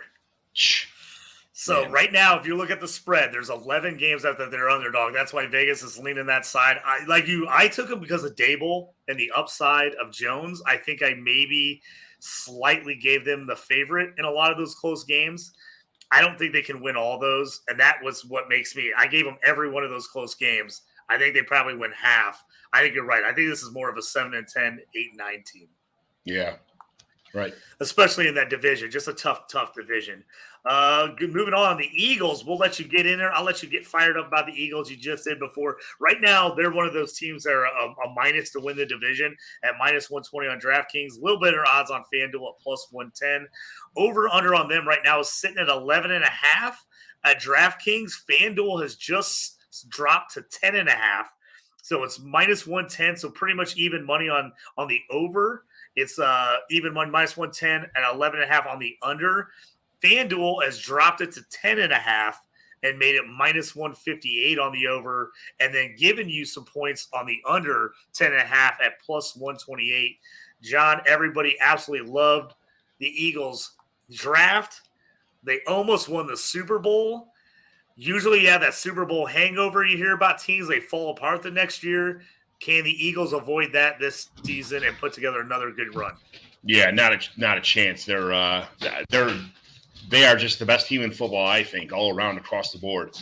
And I feel like they got robbed in the Super Bowl by a couple bad calls. So I'm not. They are just a team that does not fuck around, man. They don't. They just. They just go after people and they smoke people and they just keep smoking them. They don't really. They know what they have. The team got better from last year, which is hard to even fathom. They got a lot better through the draft, and I just feel like this team is going to be somebody that. I think that this is my Super Bowl favorite for this year, even above the 49ers if they have a healthy quarterback. So I think they're going to win the NFC above San Francisco, to be honest with you. So 12-4 was kind of a, I'm not going to say anybody's going to go undefeated, but they honestly have a chance to. They're that good.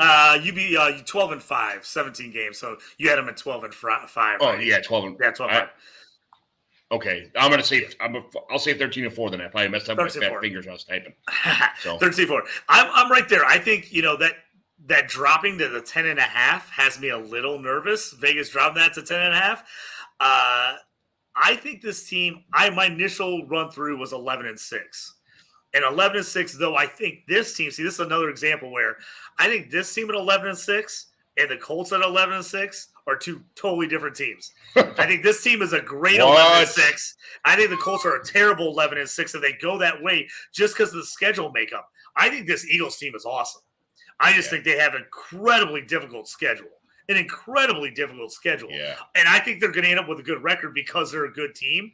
But it's going to be hard with this schedule for them, I think, to win 13, 14 games. Not that I don't think they're good enough to. I actually think they are good enough, but the schedule just does not work out with them that way.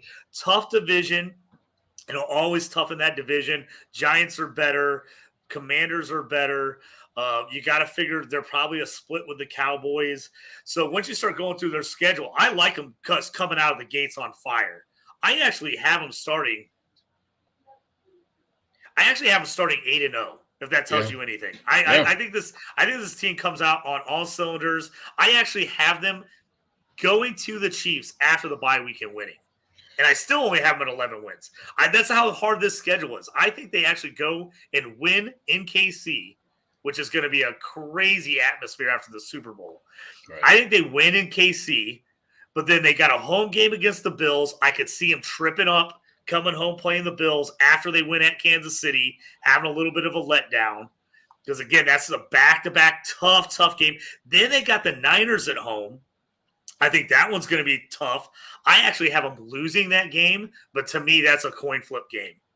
I just, as I was going through the schedule, I had the Niners winning that just as a revenge game from last year from losing. But again, I could see them winning that game. Then they're at the Cowboys, at the Seahawks. That's a brutal stretch right there. They're at Jets, home for the Dolphins, at Chiefs, home for the Bills, home for the Niners, at Cowboys, at Seahawks. That right there is just a brutal stretch for me. I think they're maybe better than every one of those teams. I just think that's going to be a tough back-to-back all the way through on that schedule for them to win all those games. That's why I have them losing a handful of those. I have them beating the Cowboys, but I have them losing at the Seahawks, even though I think that's probably a game they win. Seattle's tough to play in, and that's going to be at the tail end of that really tough run. Then they finish up with the Giants, Cardinals, and Giants again.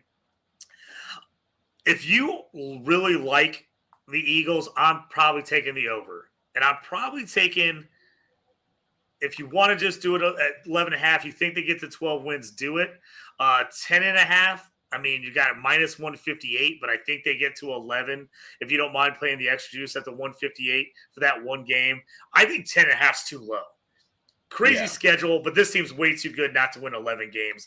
I think they're 11, 12-win team. I think they have the talent to be a 14-win team. Yep. I just think the schedule is just too tough. I just think they have too many good teams, and they're all right in a row. And that's the only thing that holds me back on the Eagles.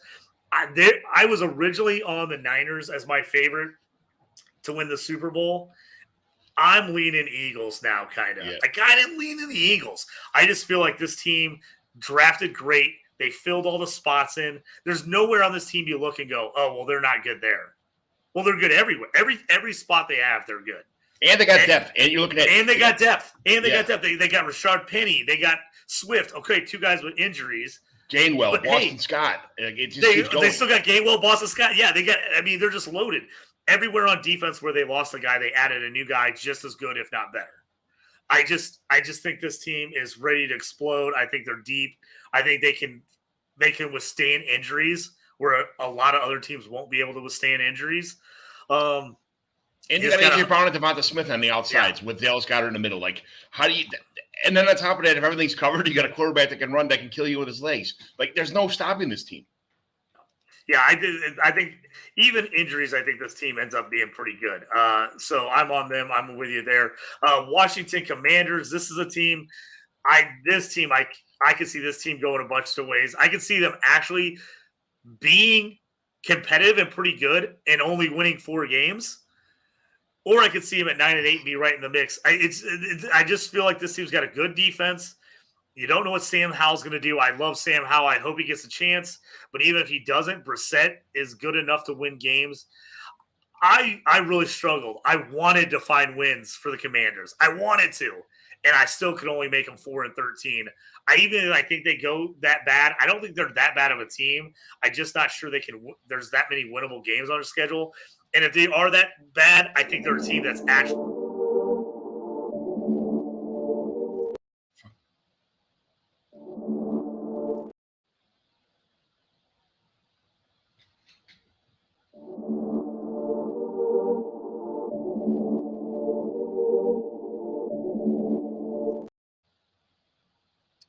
I don't know what happened there. I clicked something and I kept double clicking, but totally my fault, people. Sorry about that. I did not mean to click that, moving my finger around too much on the computer screen there. But John, what do you think about the Commanders here? Like I said, I actually like this team. I think they're up and coming. You just don't know about the quarterback play. I just think they have a tough schedule. I just had a hard time finding wins. I am at 9-8. I think this is one of the most underrated teams in the NFL. Antonio Gibson might finally get his chance to become the elite fantasy asset that in this fantasy football landscape, because Eric Bieniemy is running the offense this year, and if Ron Rivera can keep his stupid hands out of the offense, I think that this offense could be awesome. They got Terry McLaurin, Jahan Dotson, Curtis Samuel. Even at tight end, it's Logan Thomas is a pretty damn good quarterback, a pretty damn good tight end, and then Brian Robinson, they brought, is a good filler guy, but Chris Rodriguez is slow. Everybody makes fun of how slow he is. Oh, he's super slow, but he's a pretty damn good running back too. He never fumbles the ball either. So I think Antonio Gibson is going to be the PPR back that everybody wants. He'll be a top. I'm going to go off on a limb here and say Gibson's going to be a top 10 running back this year in the NFL because of his receptions he can get out of the backfield. So I am at 9-8, and I had no problem saying that it's 9-8. That might be a little bit overrated for some people, or say it's crazy talk, but I got them at 9-8. I think they're the most underrated team in the NFL right now. Yeah, so you definitely love them a lot more than Vegas. The Commanders, to win the division, they're plus 1,100 and plus 1,000. So people don't have a lot there. Right now, they're sitting at 6.5. And Vegas at the over-under, but they're liking the over. Minus 120 on DraftKings, minus 122 on FanDuel. Under is plus 100 at both sites. So they're kind of sitting around that 6-7 win team. Like I said, I had them at 4-13. They feel more like a 7-10, 8-19 to me. I don't think their schedule works out great for them as far as where it lines up, who's on the road, who they got at home.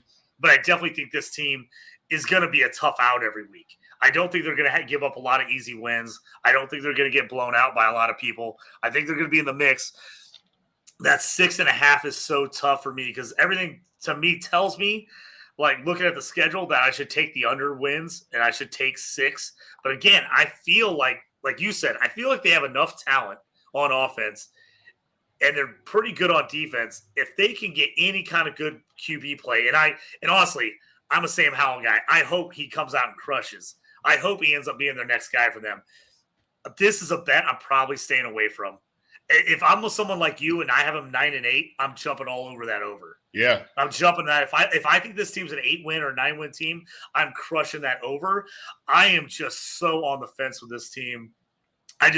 I can easily see the over, but there's a bunch of situations where I can see them go, win at 4 or 5, 6 games. This is probably a team I'm avoiding. I'm probably going to look at the spread during the season and probably take them when they're an underdog and take the points a lot of games because I think they're going to be in a lot of games.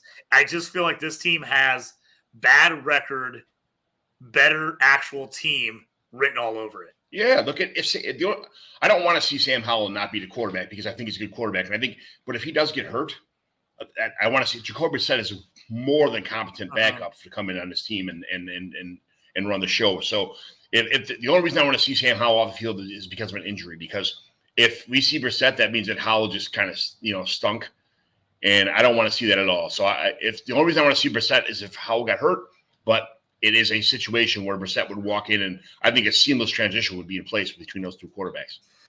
And here's the thing in Vegas is Vegas doesn't know what to do with this team either. They're showing 6.5 wins. They actually only have them favored in 2 games this season. 2 games. So that tells you even Vegas is looking at the numbers and they're going, hey, we only have them win in 2 games. And they're still at 6.5 wins. Yeah. Because the numbers don't add up. This team feels like it should be better than that. Right. But all the numbers are showing you that this team should only win a couple games, 3-4 games. But everything else, eye test, everything else you know about this team makes you feel like this team should win more games. That's why I think they're one of the most perplexing teams this year to try to figure out. And I think you're going to see that during the season as well. Agreed. Let's jump on to the NFC West here. They're playing the NFC East and the AFC North. This West division could be an absolute shit show this year, to be honest with you. I don't know what to do with any of these teams. Arizona Cardinals are the first team up. They're plus 2,500 just to win the division. So that's awful. Their over-under is at 4.5. DraftKings right now has them minus 130 for the over. FanDuel's not as generous. They're at minus 106. The under 4.5 is DraftKings at plus 110. FanDuel at minus 114. 4 wins is a low number unless they bring Kyle Murray back and he plays out of his mind. And even if he comes back, I don't know if it's going to make a difference. I got this team at 2-15, John. I think they're terrible. I think they're possibly the worst team in the NFL, especially without Kyler Murray. Them and the Texans, for me, are going to be battling it out. I like C.J. Stroud better than whoever's going to be playing for the Cardinals at quarterback. I think this team's 2-15. I'm hammering the under at plus 110.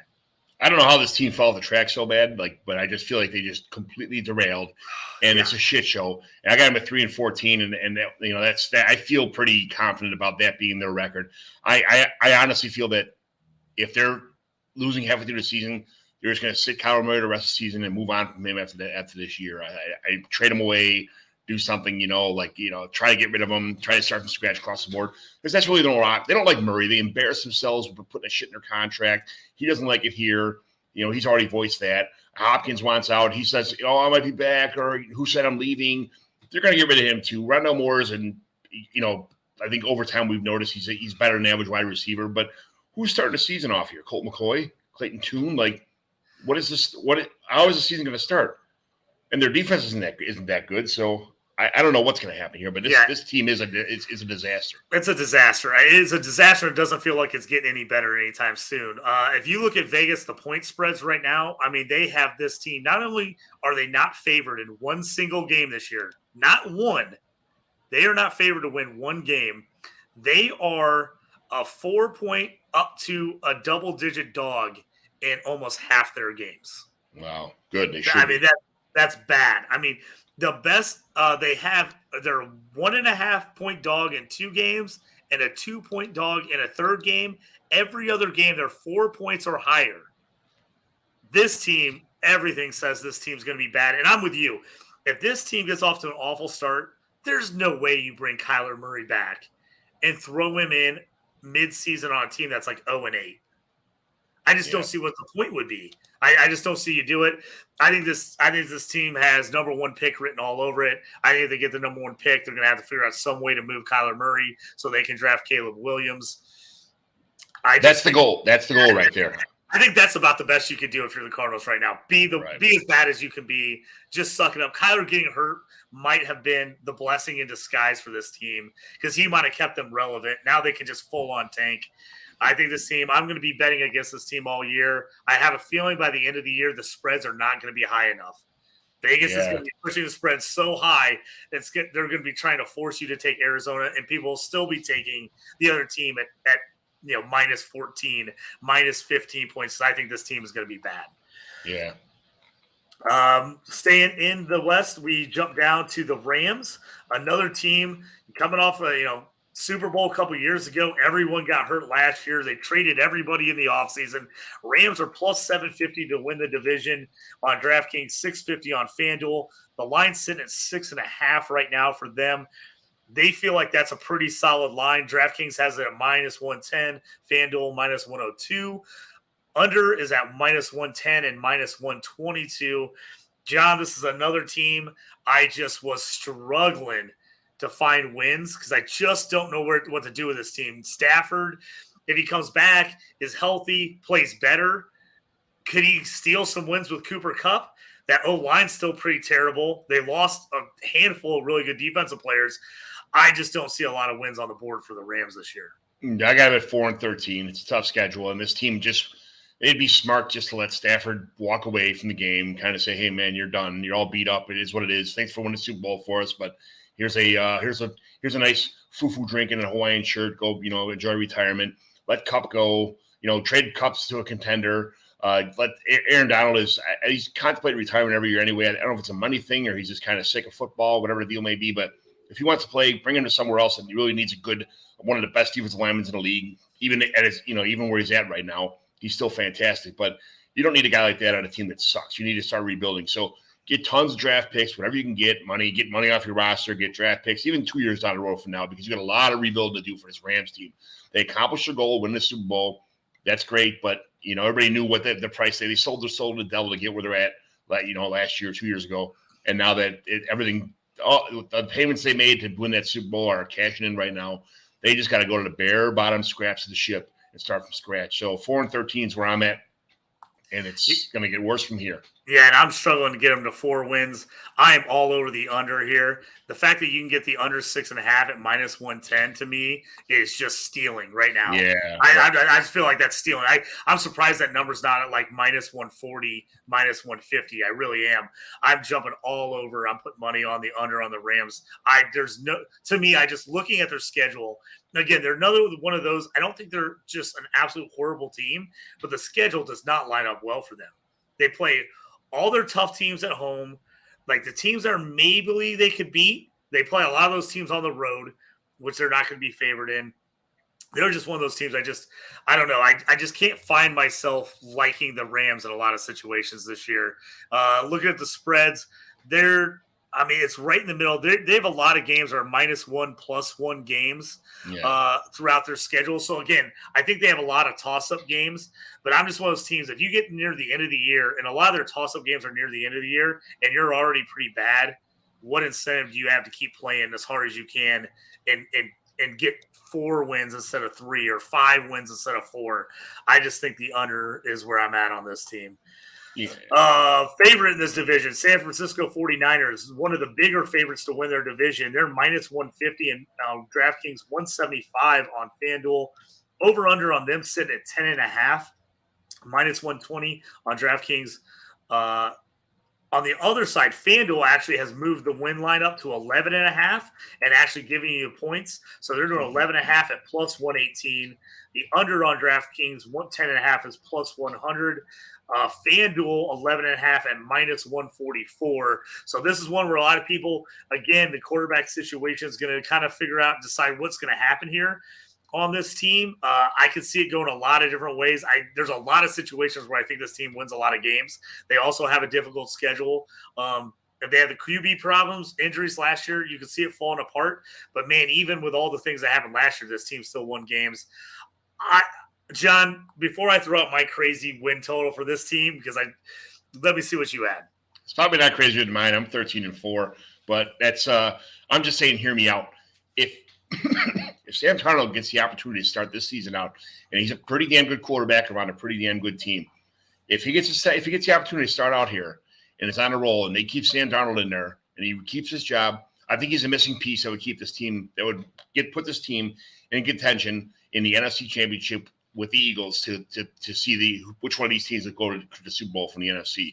If Brock Purdy comes in, that's great. But I honestly think that Sam Darnold's a better quarterback than Brock Purdy. Now, that just may be me being crazy, but I got him at 13-4. Where are you at?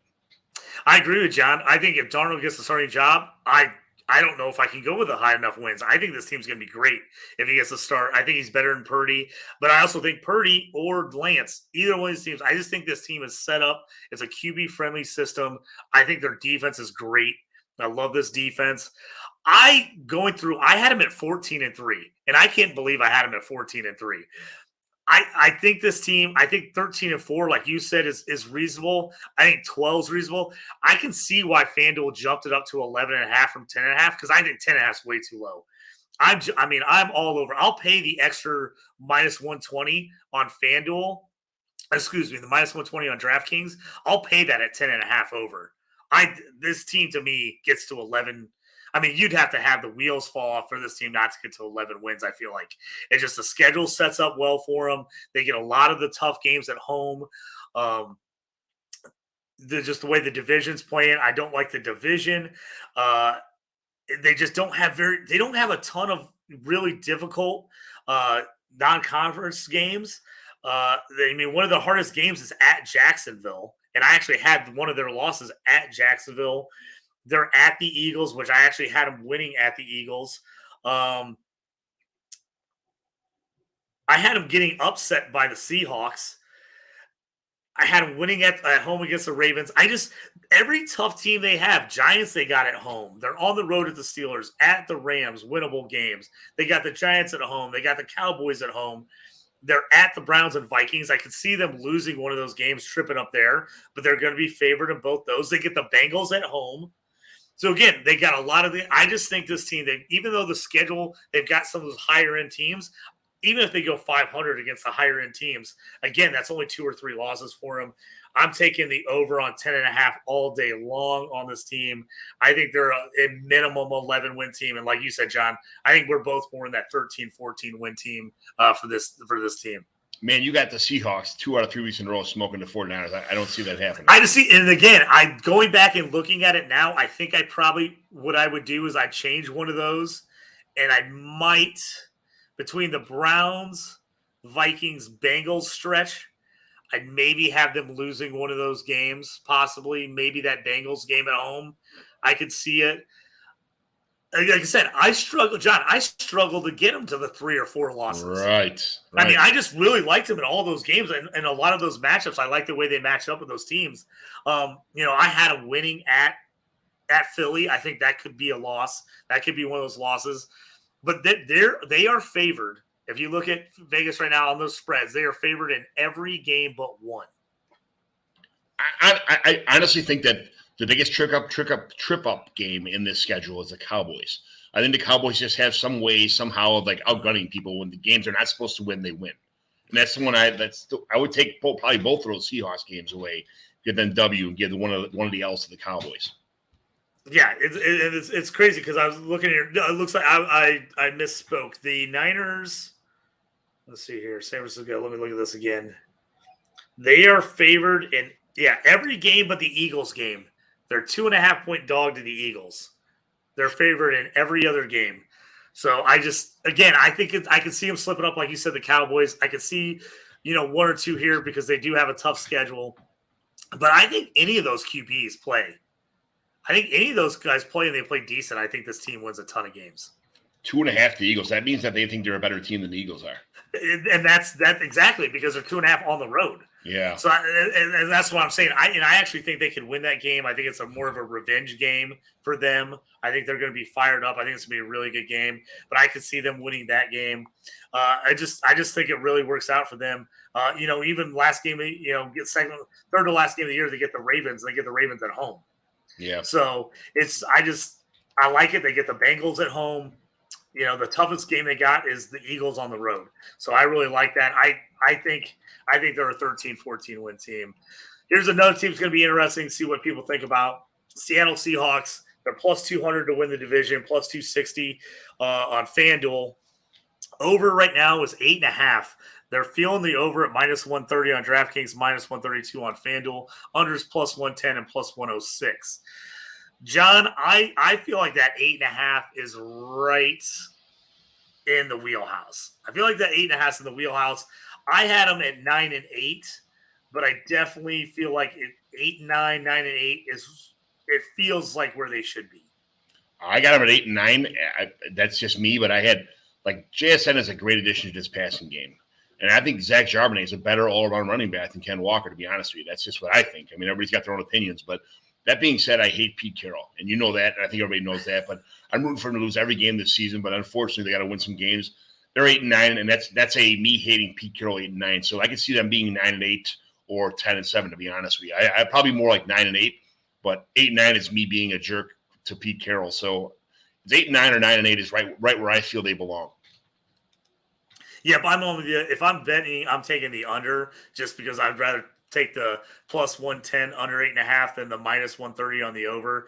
I just think this team kind of outplayed its actual talent last year. Geno played out of his mind at the beginning of the year. I think Geno's decent. I don't even think he can replicate last year. He started falling off big time near the end of the year. I think they're going to be a decent team. I think they're going to be a tough win at Seattle. I think it's going to be, like always, a tough place to go to. But I just don't love this team. I had initial thoughts, had them at 9 and 8. I probably lean more 8 and 9, like you said. Right.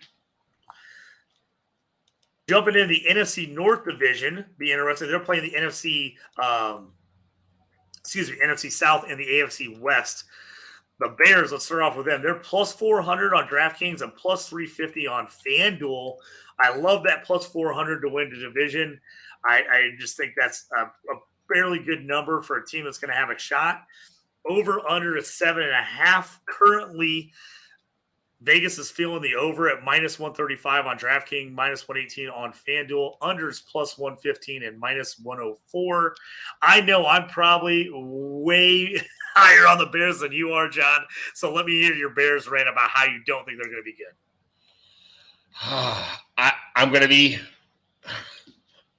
Here's the thing. I'm going to go 8 and 9 this year only because they lost so many games by like 1-score games and last-second field goals, last-second touchdowns, and they let so many games fall through their fingertips. This roster has slightly improved, but I'm not expecting miracles. But I mean, 8 and 9 is where I'm at. I don't think they're a playoff team yet, but I think they're. I'm not sure. This is a make or break year for Fields. Let's get that straight right away. If he comes in now with the improvements they've made, not that they brought in the whole world, but DJ Moore and decent running backs, bringing in Roshan to complement the Khalil Herbert and stuff. But this team it's not a terribly hard schedule. This is almost set up for them to kind of like make a breakthrough right now. If Justin Fields comes out there and trips over his feet this year, I think they're going to have to make a decision on moving on to the next quarterback for the future. But 8 and 9, I don't think is that bad. I think that's a pretty fair assessment for someone who is not a Justin Fields guy or a Bears fan for that matter. I just want the Bears to move to Arlington Heights and sell the team and kind of just start from scratch as a whole franchise. But they've been nothing but an embarrassment for the city for a long time for Bears fans anyway. So where are you at, Justin, JT? Because I'm a little bit higher on the Bears. I feel like the schedule works out for them. Like you said, I think it's an easier schedule, which I think benefits them. I've got them at 10 and 7 on first glance. I think they're a 9 and 8, 10 and 7 team. I think 10 and 7 is high side. I will be honest. I think 10 and 7 is high side. I think you're probably more in the 8 and 9, 9 and 8 is kind of where they go. But again, I think they're maybe one of those teams that end up with a better record than maybe how good the team is, just because the way it kind of worked out.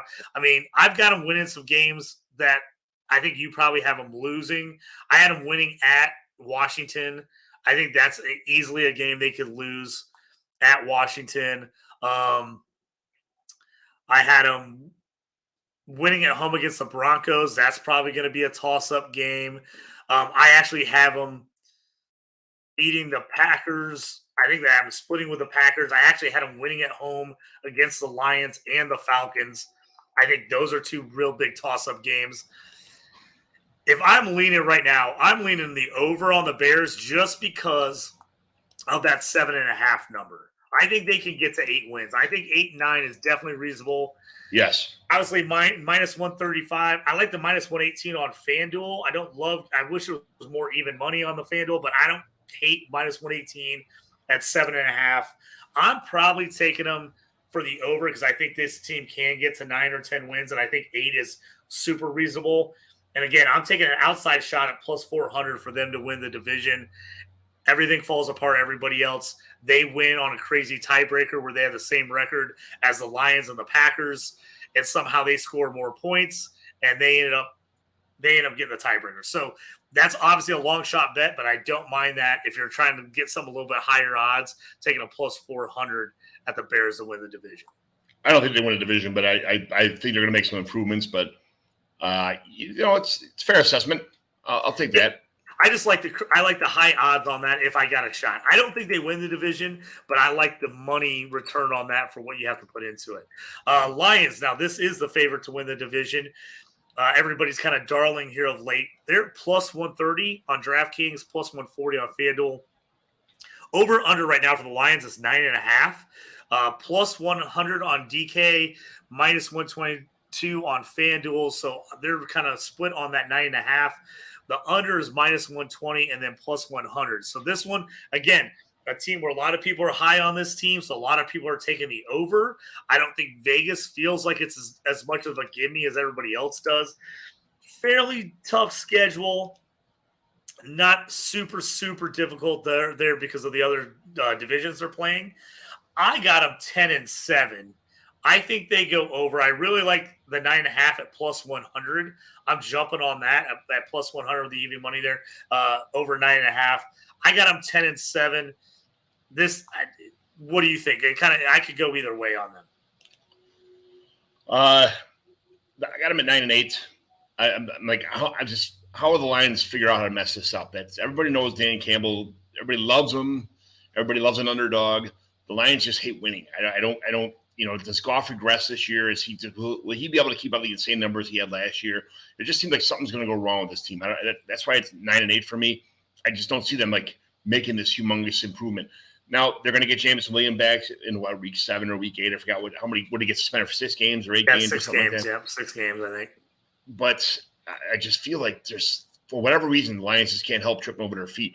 Now everybody's rooting for Dan Campbell. Like I said, I really hope that the Lions just finally get everything together, but I just feel like there's a couple things that are going to go wrong this year, and they're going to have to move on to the next quarterback. And I don't know why I have such a, the rain cloud over the Lions organization, but they do it to you. It's not like they're just bad. They just can't seem to. And they're on top of that. Is Hendon Hooker that much better than Jared Goff? I feel like Hendon Hooker is like a Jared Goff type player. I don't get like how he's so much better than Jared Goff. He's going to come in and like change the franchise. I understand they got him late. They got him a decent draft capital, so they can wait on him if Goff doesn't pan out. But if they did move on to Hendon Hooker, how much do you see this team improving? Yeah, I think they're going with Goff. I feel like they think they're a win now team. I think Rodgers moving on to the Jets. Packers won't be as good. The Vikings are going to have some regression. The Bears are going to be better than they have been. I think the Lions are looking at this season as this is our chance, guys. We can win the division, make the playoffs, get a home playoff game possibly. I think they're all in on this season. Again, the schedule kind of lines up with them playing the AFC South, where they can pile together some wins there against the Saints and Falcons and all those guys. Again, I have a hard time feeling this team puts it all together all of a sudden and gets 11 or 12 wins. I had them 10-7. I felt like 10-7 was solid. I think they can do that. But again, I would not be surprised like you if they blow their opportunities and next thing you know, they're 7-10 or 8-9 and everyone thought they were winning this division and they blow like perfect opportunities to do it. I think they're a favorite to win the division. I like them to win the division over the Bears, but I don't think it's going to be that I easily could see these teams having the same record and it coming down to a tiebreaker. And that's why I said I like the plus 400 on the Bears there. I'd probably take the over on wins just because of the even money there. Yeah. Packers are a team, people down on them. No Rodgers. Jordan Love comes in. Do you like Jordan Love? Do you not like Jordan Love?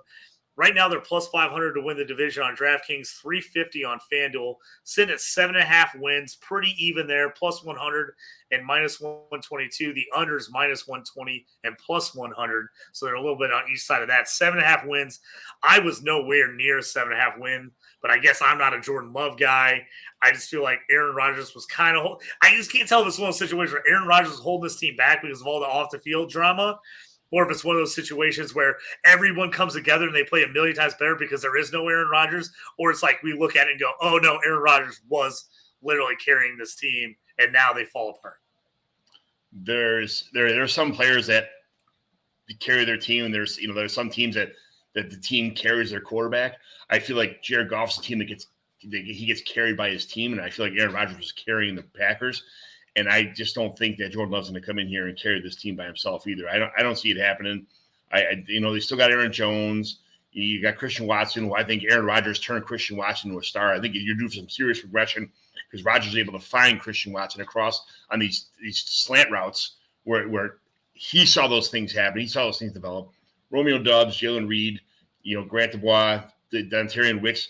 None of that stuff moves the needle for me on this team. I think they're going to be a team that is in for I got them at 7-10, and that's being super generous. I could see this team being 5-12, to be honest with you. Yeah, I agree with you. I'm taking the plus 100 on FanDuel at the under 7.5 wins. I had this team at 4-13. I think they could sneak out another win in there, maybe get a fifth or a sixth win. I don't see that this team wins 8. I just don't see it. I just don't think this team is that good. No. I think they have enough holes. I think they've been masking it the last couple of years. I think they've been having better regular season records than the actual team is. So I'm out on the Packers. Vikings to win the division, plus 250 DraftKings, 330 on FanDuel, over 8.5 wins. Vegas is leading the over at minus 130 and minus 115. The unders plus 110 and minus 105. John, I think this team regresses from last year. I still think they're a decent team, though. They got enough offensive power. I've got them going 10-7. And that's where I have this division. That's why I say I'm liking the Bears on that division winner, because I feel like this has got 10-7, 9-8 written all over the Bears, the Lions, and the Vikings. And I just feel like it's going to come down to some tiebreaker. And so I want the higher odds if I can get it on a tiebreaker. I got them 9-8. I just feel like it's a tough schedule. They got a bad defense, and possibly losing Dalvin Cook would be catastrophic for this team. So I got them at 9-8, and that's with Dalvin Cook. So I could literally see them going 7-9 or 7-10 or 6-11 if they lose Dalvin Cook. I just don't think that this team is that. I don't think they're as good as that everybody makes them out to be. I agree. I got them 10-7, but that was me being generous. I think they have a ton of toss-up games on there, like you said. If they don't have Dalvin Cook, how does that affect them? Their defense has not been good. I got them 10-7 right now, but this is a team where if I'm getting more money to take the under, which you are here at 8.5, I would. I'm probably not taking it, but I would. If I'm leaning it, I'm probably leaning it at that because I could see this team being an 8-9 team. Absolutely. 8-9, 9-8. Like I said, there's a lot of swing games on their schedule, and I gave them more of those swing games than they probably should get, to be honest with you. Yeah, right. I had them winning a couple games that they could possibly lose. So I'm down on them a little bit. I think them and the Bears are slightly worse than the Lions. I think the Lions a little bit better, both of them, but I don't think there's that much of a difference between any of these teams because here's the thing. I think I like the offense on all three of those teams. I think they all have terrible defenses. And that's where I just don't know. Are we going to get in that situation like last year where those teams were giving up 40 points a game on defense and didn't even matter if their offense put up 35, they still lost. So that's why I feel like those teams really could go any way, depending on whose defense improves more than the other ones. I can't comment on here. I see Cody saying the Bears aren't either. Let's make a bet, John. But I'm not a betting man. But if I was, It is what it is. I'm just not. I don't see the Bears just becoming this piece that everybody wants them to be. But we'll talk about some bets here, Cody, in a little bit.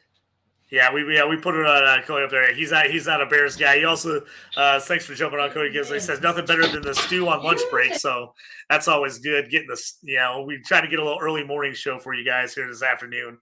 Let's move on to the NFC South, what is expected to be one of the worst divisions in football. Atlanta right now is plus 250 and plus 260 to win the division, sitting at over 8.5, right at plus 110 and minus 110. The unders at minus 130 and minus 110. John, this is a tough team for me to decide where they're going to be at. I love the Bijan Robinson pick. I know a lot of other people don't, but I think he was perfect for this fit. I've got him in that 8, 9, 9, and 8 range. I feel like that 8 wins is right on. I got him at 9 and 8 too. I'm not really sure why. I feel like you're dogging the Falcons a little bit, and I'm not sure why. I think they're underrated right now. They're another team I believe is underrated. I agree with you. I do think they're underrated. I think Ritter is a big question mark. I'm not an anti-Ritter guy. I think he's got a chance to be solid. I like the pieces they're putting together in a bad division. I think the schedule lines up with them having a lot of toss-up games, which I always think is going to work in your favor. I'm at 9-8-8 with them too. I think this is a decent team. I feel like that 8.5 wins is right on. So I'd be tough taking that line either way. But I think this team, and I think 9 and 8 is going to you're going to be in it in that division. Yes, 100%. Moving on, Panthers are the next team up. They're plus 380, plus 350 to win division. They're sitting at 7.5 wins, minus 135 and minus 122. The under at 7.5 is plus 115, plus 100. So Vegas likes the over. 7.5 a little bit. John, I was right there on that mark. I've got the Panthers at 7 and 10. I got them at 6 and 11. Andy Dalton probably starts the season. They bring in Bryce Young later when they decided it's time to move on. But this team's they're not bad considering they tried to start a rebuild and then decided they didn't want to do a rebuild anymore. They started signing players. But I think, again, like some of these teams do, I'm not sure what happened this year during the draft. Teams feel like they need to spend too much to get players. You can't give up 2 and 3 first-round picks to get players. Like I don't know why they traded away so many assets to get the 101 here. I'm not. They must really, really, really love Bryce Young. But when you start a rebuild or you're part of a rebuild, you can't be giving away all these first-round picks for one player. This is something you do when like it's a generational quarterback, like a Trevor Lawrence or like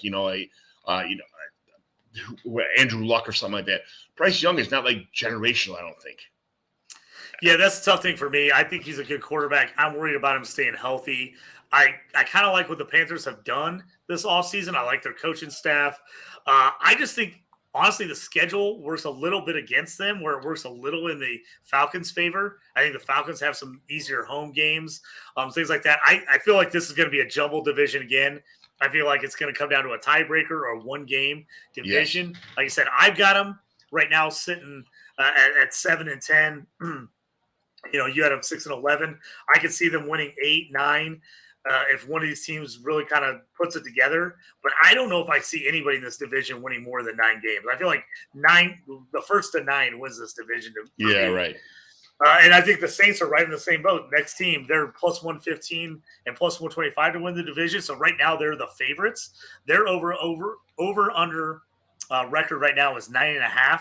It's plus 105 and plus 106. The under is minus 125 and minus 132. So they have the highest win total, but Vegas is leaning towards the under 9.5 wins. I think this is, again, another 9 and 8 team. I was struggling to find some Saints wins where there's some games I think they could win, but I had them losing. I think it all comes down to how Derek Carr meshes with this team and how he plays. I had them at 7 and 10 as well. But like I said, I could easily add 1 or 2 wins, take 1 or 2 wins off because this again, a lot of games in the schedule really close. I got him at 7-10 myself. Lots of wild cards here. Good defense, really good defense. But without Michael Thomas and possibly Kamara to start the season off for the first, 6 games or something like that. Michael Thomas got what did he say? He got his screws taken out yesterday or a couple days ago. he's not guaranteed to come back either. If you lose two superstars like Thomas and Kamara to start the season off, I'm not sure even with Derek Carr, I'm not sure where this team goes. So I got him at 7-10, and it feels a little optimistic to me, to be honest with you. Yeah, I took 7-10. I felt like I should have had them better, but then I felt like 7-10 was kind of optimistic, to be honest with you. So yeah, I think that's going to come down to that win. That's why I kind of like the money on Atlanta to win that division, just because you're getting those little extra odds on them. Last team in this division, everybody's down on them. Nobody likes them. No Tom Brady anymore. Tampa Bay Buccaneers are plus 700 on DraftKings, plus 550 to win the division on FanDuel. They're sitting at over 6.5 wins, plus 110 on the over, plus 105 from FanDuel. Unders minus 130 and minus 128. Vegas feels like they're an under team. I feel like they're a way under team. This is another team that I think I'm probably putting heavy money on the under 6.5 wins. I just don't see how they get to 7. I mean, I was fighting to get the Saints to 7. I don't think this team is as good as the Saints. I got them at like 2-15, 3-14, John. I don't think they're as bad as the record, but again, I don't think the schedule works very well in their favor. And I just think the whole Baker Mayfield, Trask, who's going to start, how well are they going to play thing is going to be an issue. I could see Baker coming in and actually playing pretty well and keeping them in games, but I could also see it just completely blow up, and this team just takes a dive. You said 2 and what? 2-15, 3-14. I'm looking at the schedule and I'm just like, are they better than that team? I'm like, are they better than that team? I have them losing the first 2, 4, 5, 6. I'm losing the first 7 games and then winning at the Texans. So after that, I'm like, oh, you're 1-7. How much are you going to keep fighting? Then they got to play at home against the Titans. That's a toss-up game. I have the Titans winning that one. They're at the Niners. That's a loss. I feel like they're losing at the Colts. The Panthers at home is a toss-up game. I feel like they lose at the Falcons. I lose at the Packers. They lose to the Jags. I have them losing to the Saints, and I have them losing again to the Panthers. So if they split with the Panthers and they split with the Saints, that gets them to 4 wins. And if they split with the Falcons, gets them to 5 wins.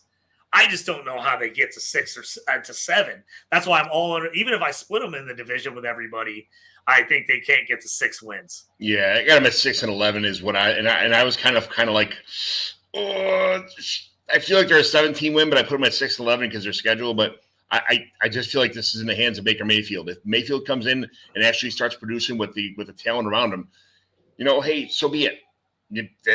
That might be where my 7 wins come from, and 6 might be optimistic on my part too. But I am at 6-11. I just hope that they don't win 6 games because I want them to go halfway through the season, realize that this is just falling apart. We have to start from scratch, and then trade Chris Godwin to the Bears. So okay, if Chris Godwin on the slot, DJ Moore on the outside, Mooney on the outside, and then maybe even somebody else better next year. As far as that goes. So. I would love to see that happen where they just broke apart the Buccaneers, started from scratch across the board, and the Bears get better because of it. Then I'd start rooting for the Bears again, but it would take a move like that for it to happen. But 6-11, I guess, is me just seeing how much talent is on this team and what they have to work with. But I can see them losing. I can see them being a 4 or 5 win team for sure. Yeah, I agree with you there. I just think it's a bad division. Even if all those teams split, I think 8 wins maybe wins that division. 9 wins if the Falcons can get there, but it's going to be close. So a little recap here is we're past the 2-hour mark. We got to get moving here. I will be posting all this stuff on my Twitter page, so make sure you check me out at JT Orange. I'll go through, break down what we had, our win-loss records. I'll have all the DraftKings and FanDuel's spreads, and I'll put together a little JT parlay play of the day later today. I'm going to put a little parlay together of my favorite underdogs to win the division, put a little parlay together. I got a monster one for you, a huge return. That's obviously going outside the box on that one, but I'll got a few of those. I'll post those up for you. John, tell everybody real quick where they can find you. You can find me this week on the Stew with JT Brew, which is a fantastic. Thanks for having me here, brother. Really appreciate it. I have the Commissioner Evaluation Show, which Justin is regular on all the time. Fantastic. One of the best decision I ever made is to have JT come on once a week or once every couple of weeks and kind of join me on there. I'm on a Twitter machine at John McGlynn 75. I usually go on there and post some stuff that I think is important to me anyway. So Twitter's my own little thing. I have a great time on there. I have great interactions. And thanks for having me on here today, JT. This is an absolute blast. And this show has gone longer than any of my shows you've been on, just so you know, I think so. I knew we were going to have a hard time getting this thing down. I knew it was going to be tough. I know it is me. It's totally me. It's totally me. I'll take the blame on that. You can find me on Twitter at JT Orange. You can also find the show's Twitter page at JT Brew Stew. You can always check us out on Dynasty Pros Football on the YouTube channel there, also on the Apple Podcast and Spotify. Thanks for joining us here on the Stew with JT Brew. May all your draft picks hit and all the trades never quit. Thanks so much for having us. Thanks, John, again for joining us here. We'll see you guys next time. You up on trades and why you move? You ain't designed to lose. Find you jumping over seemingly nothing, racking up points makes the game a little more fun to watch. Can drop release. We started with the mock draft and now we making a mockery of.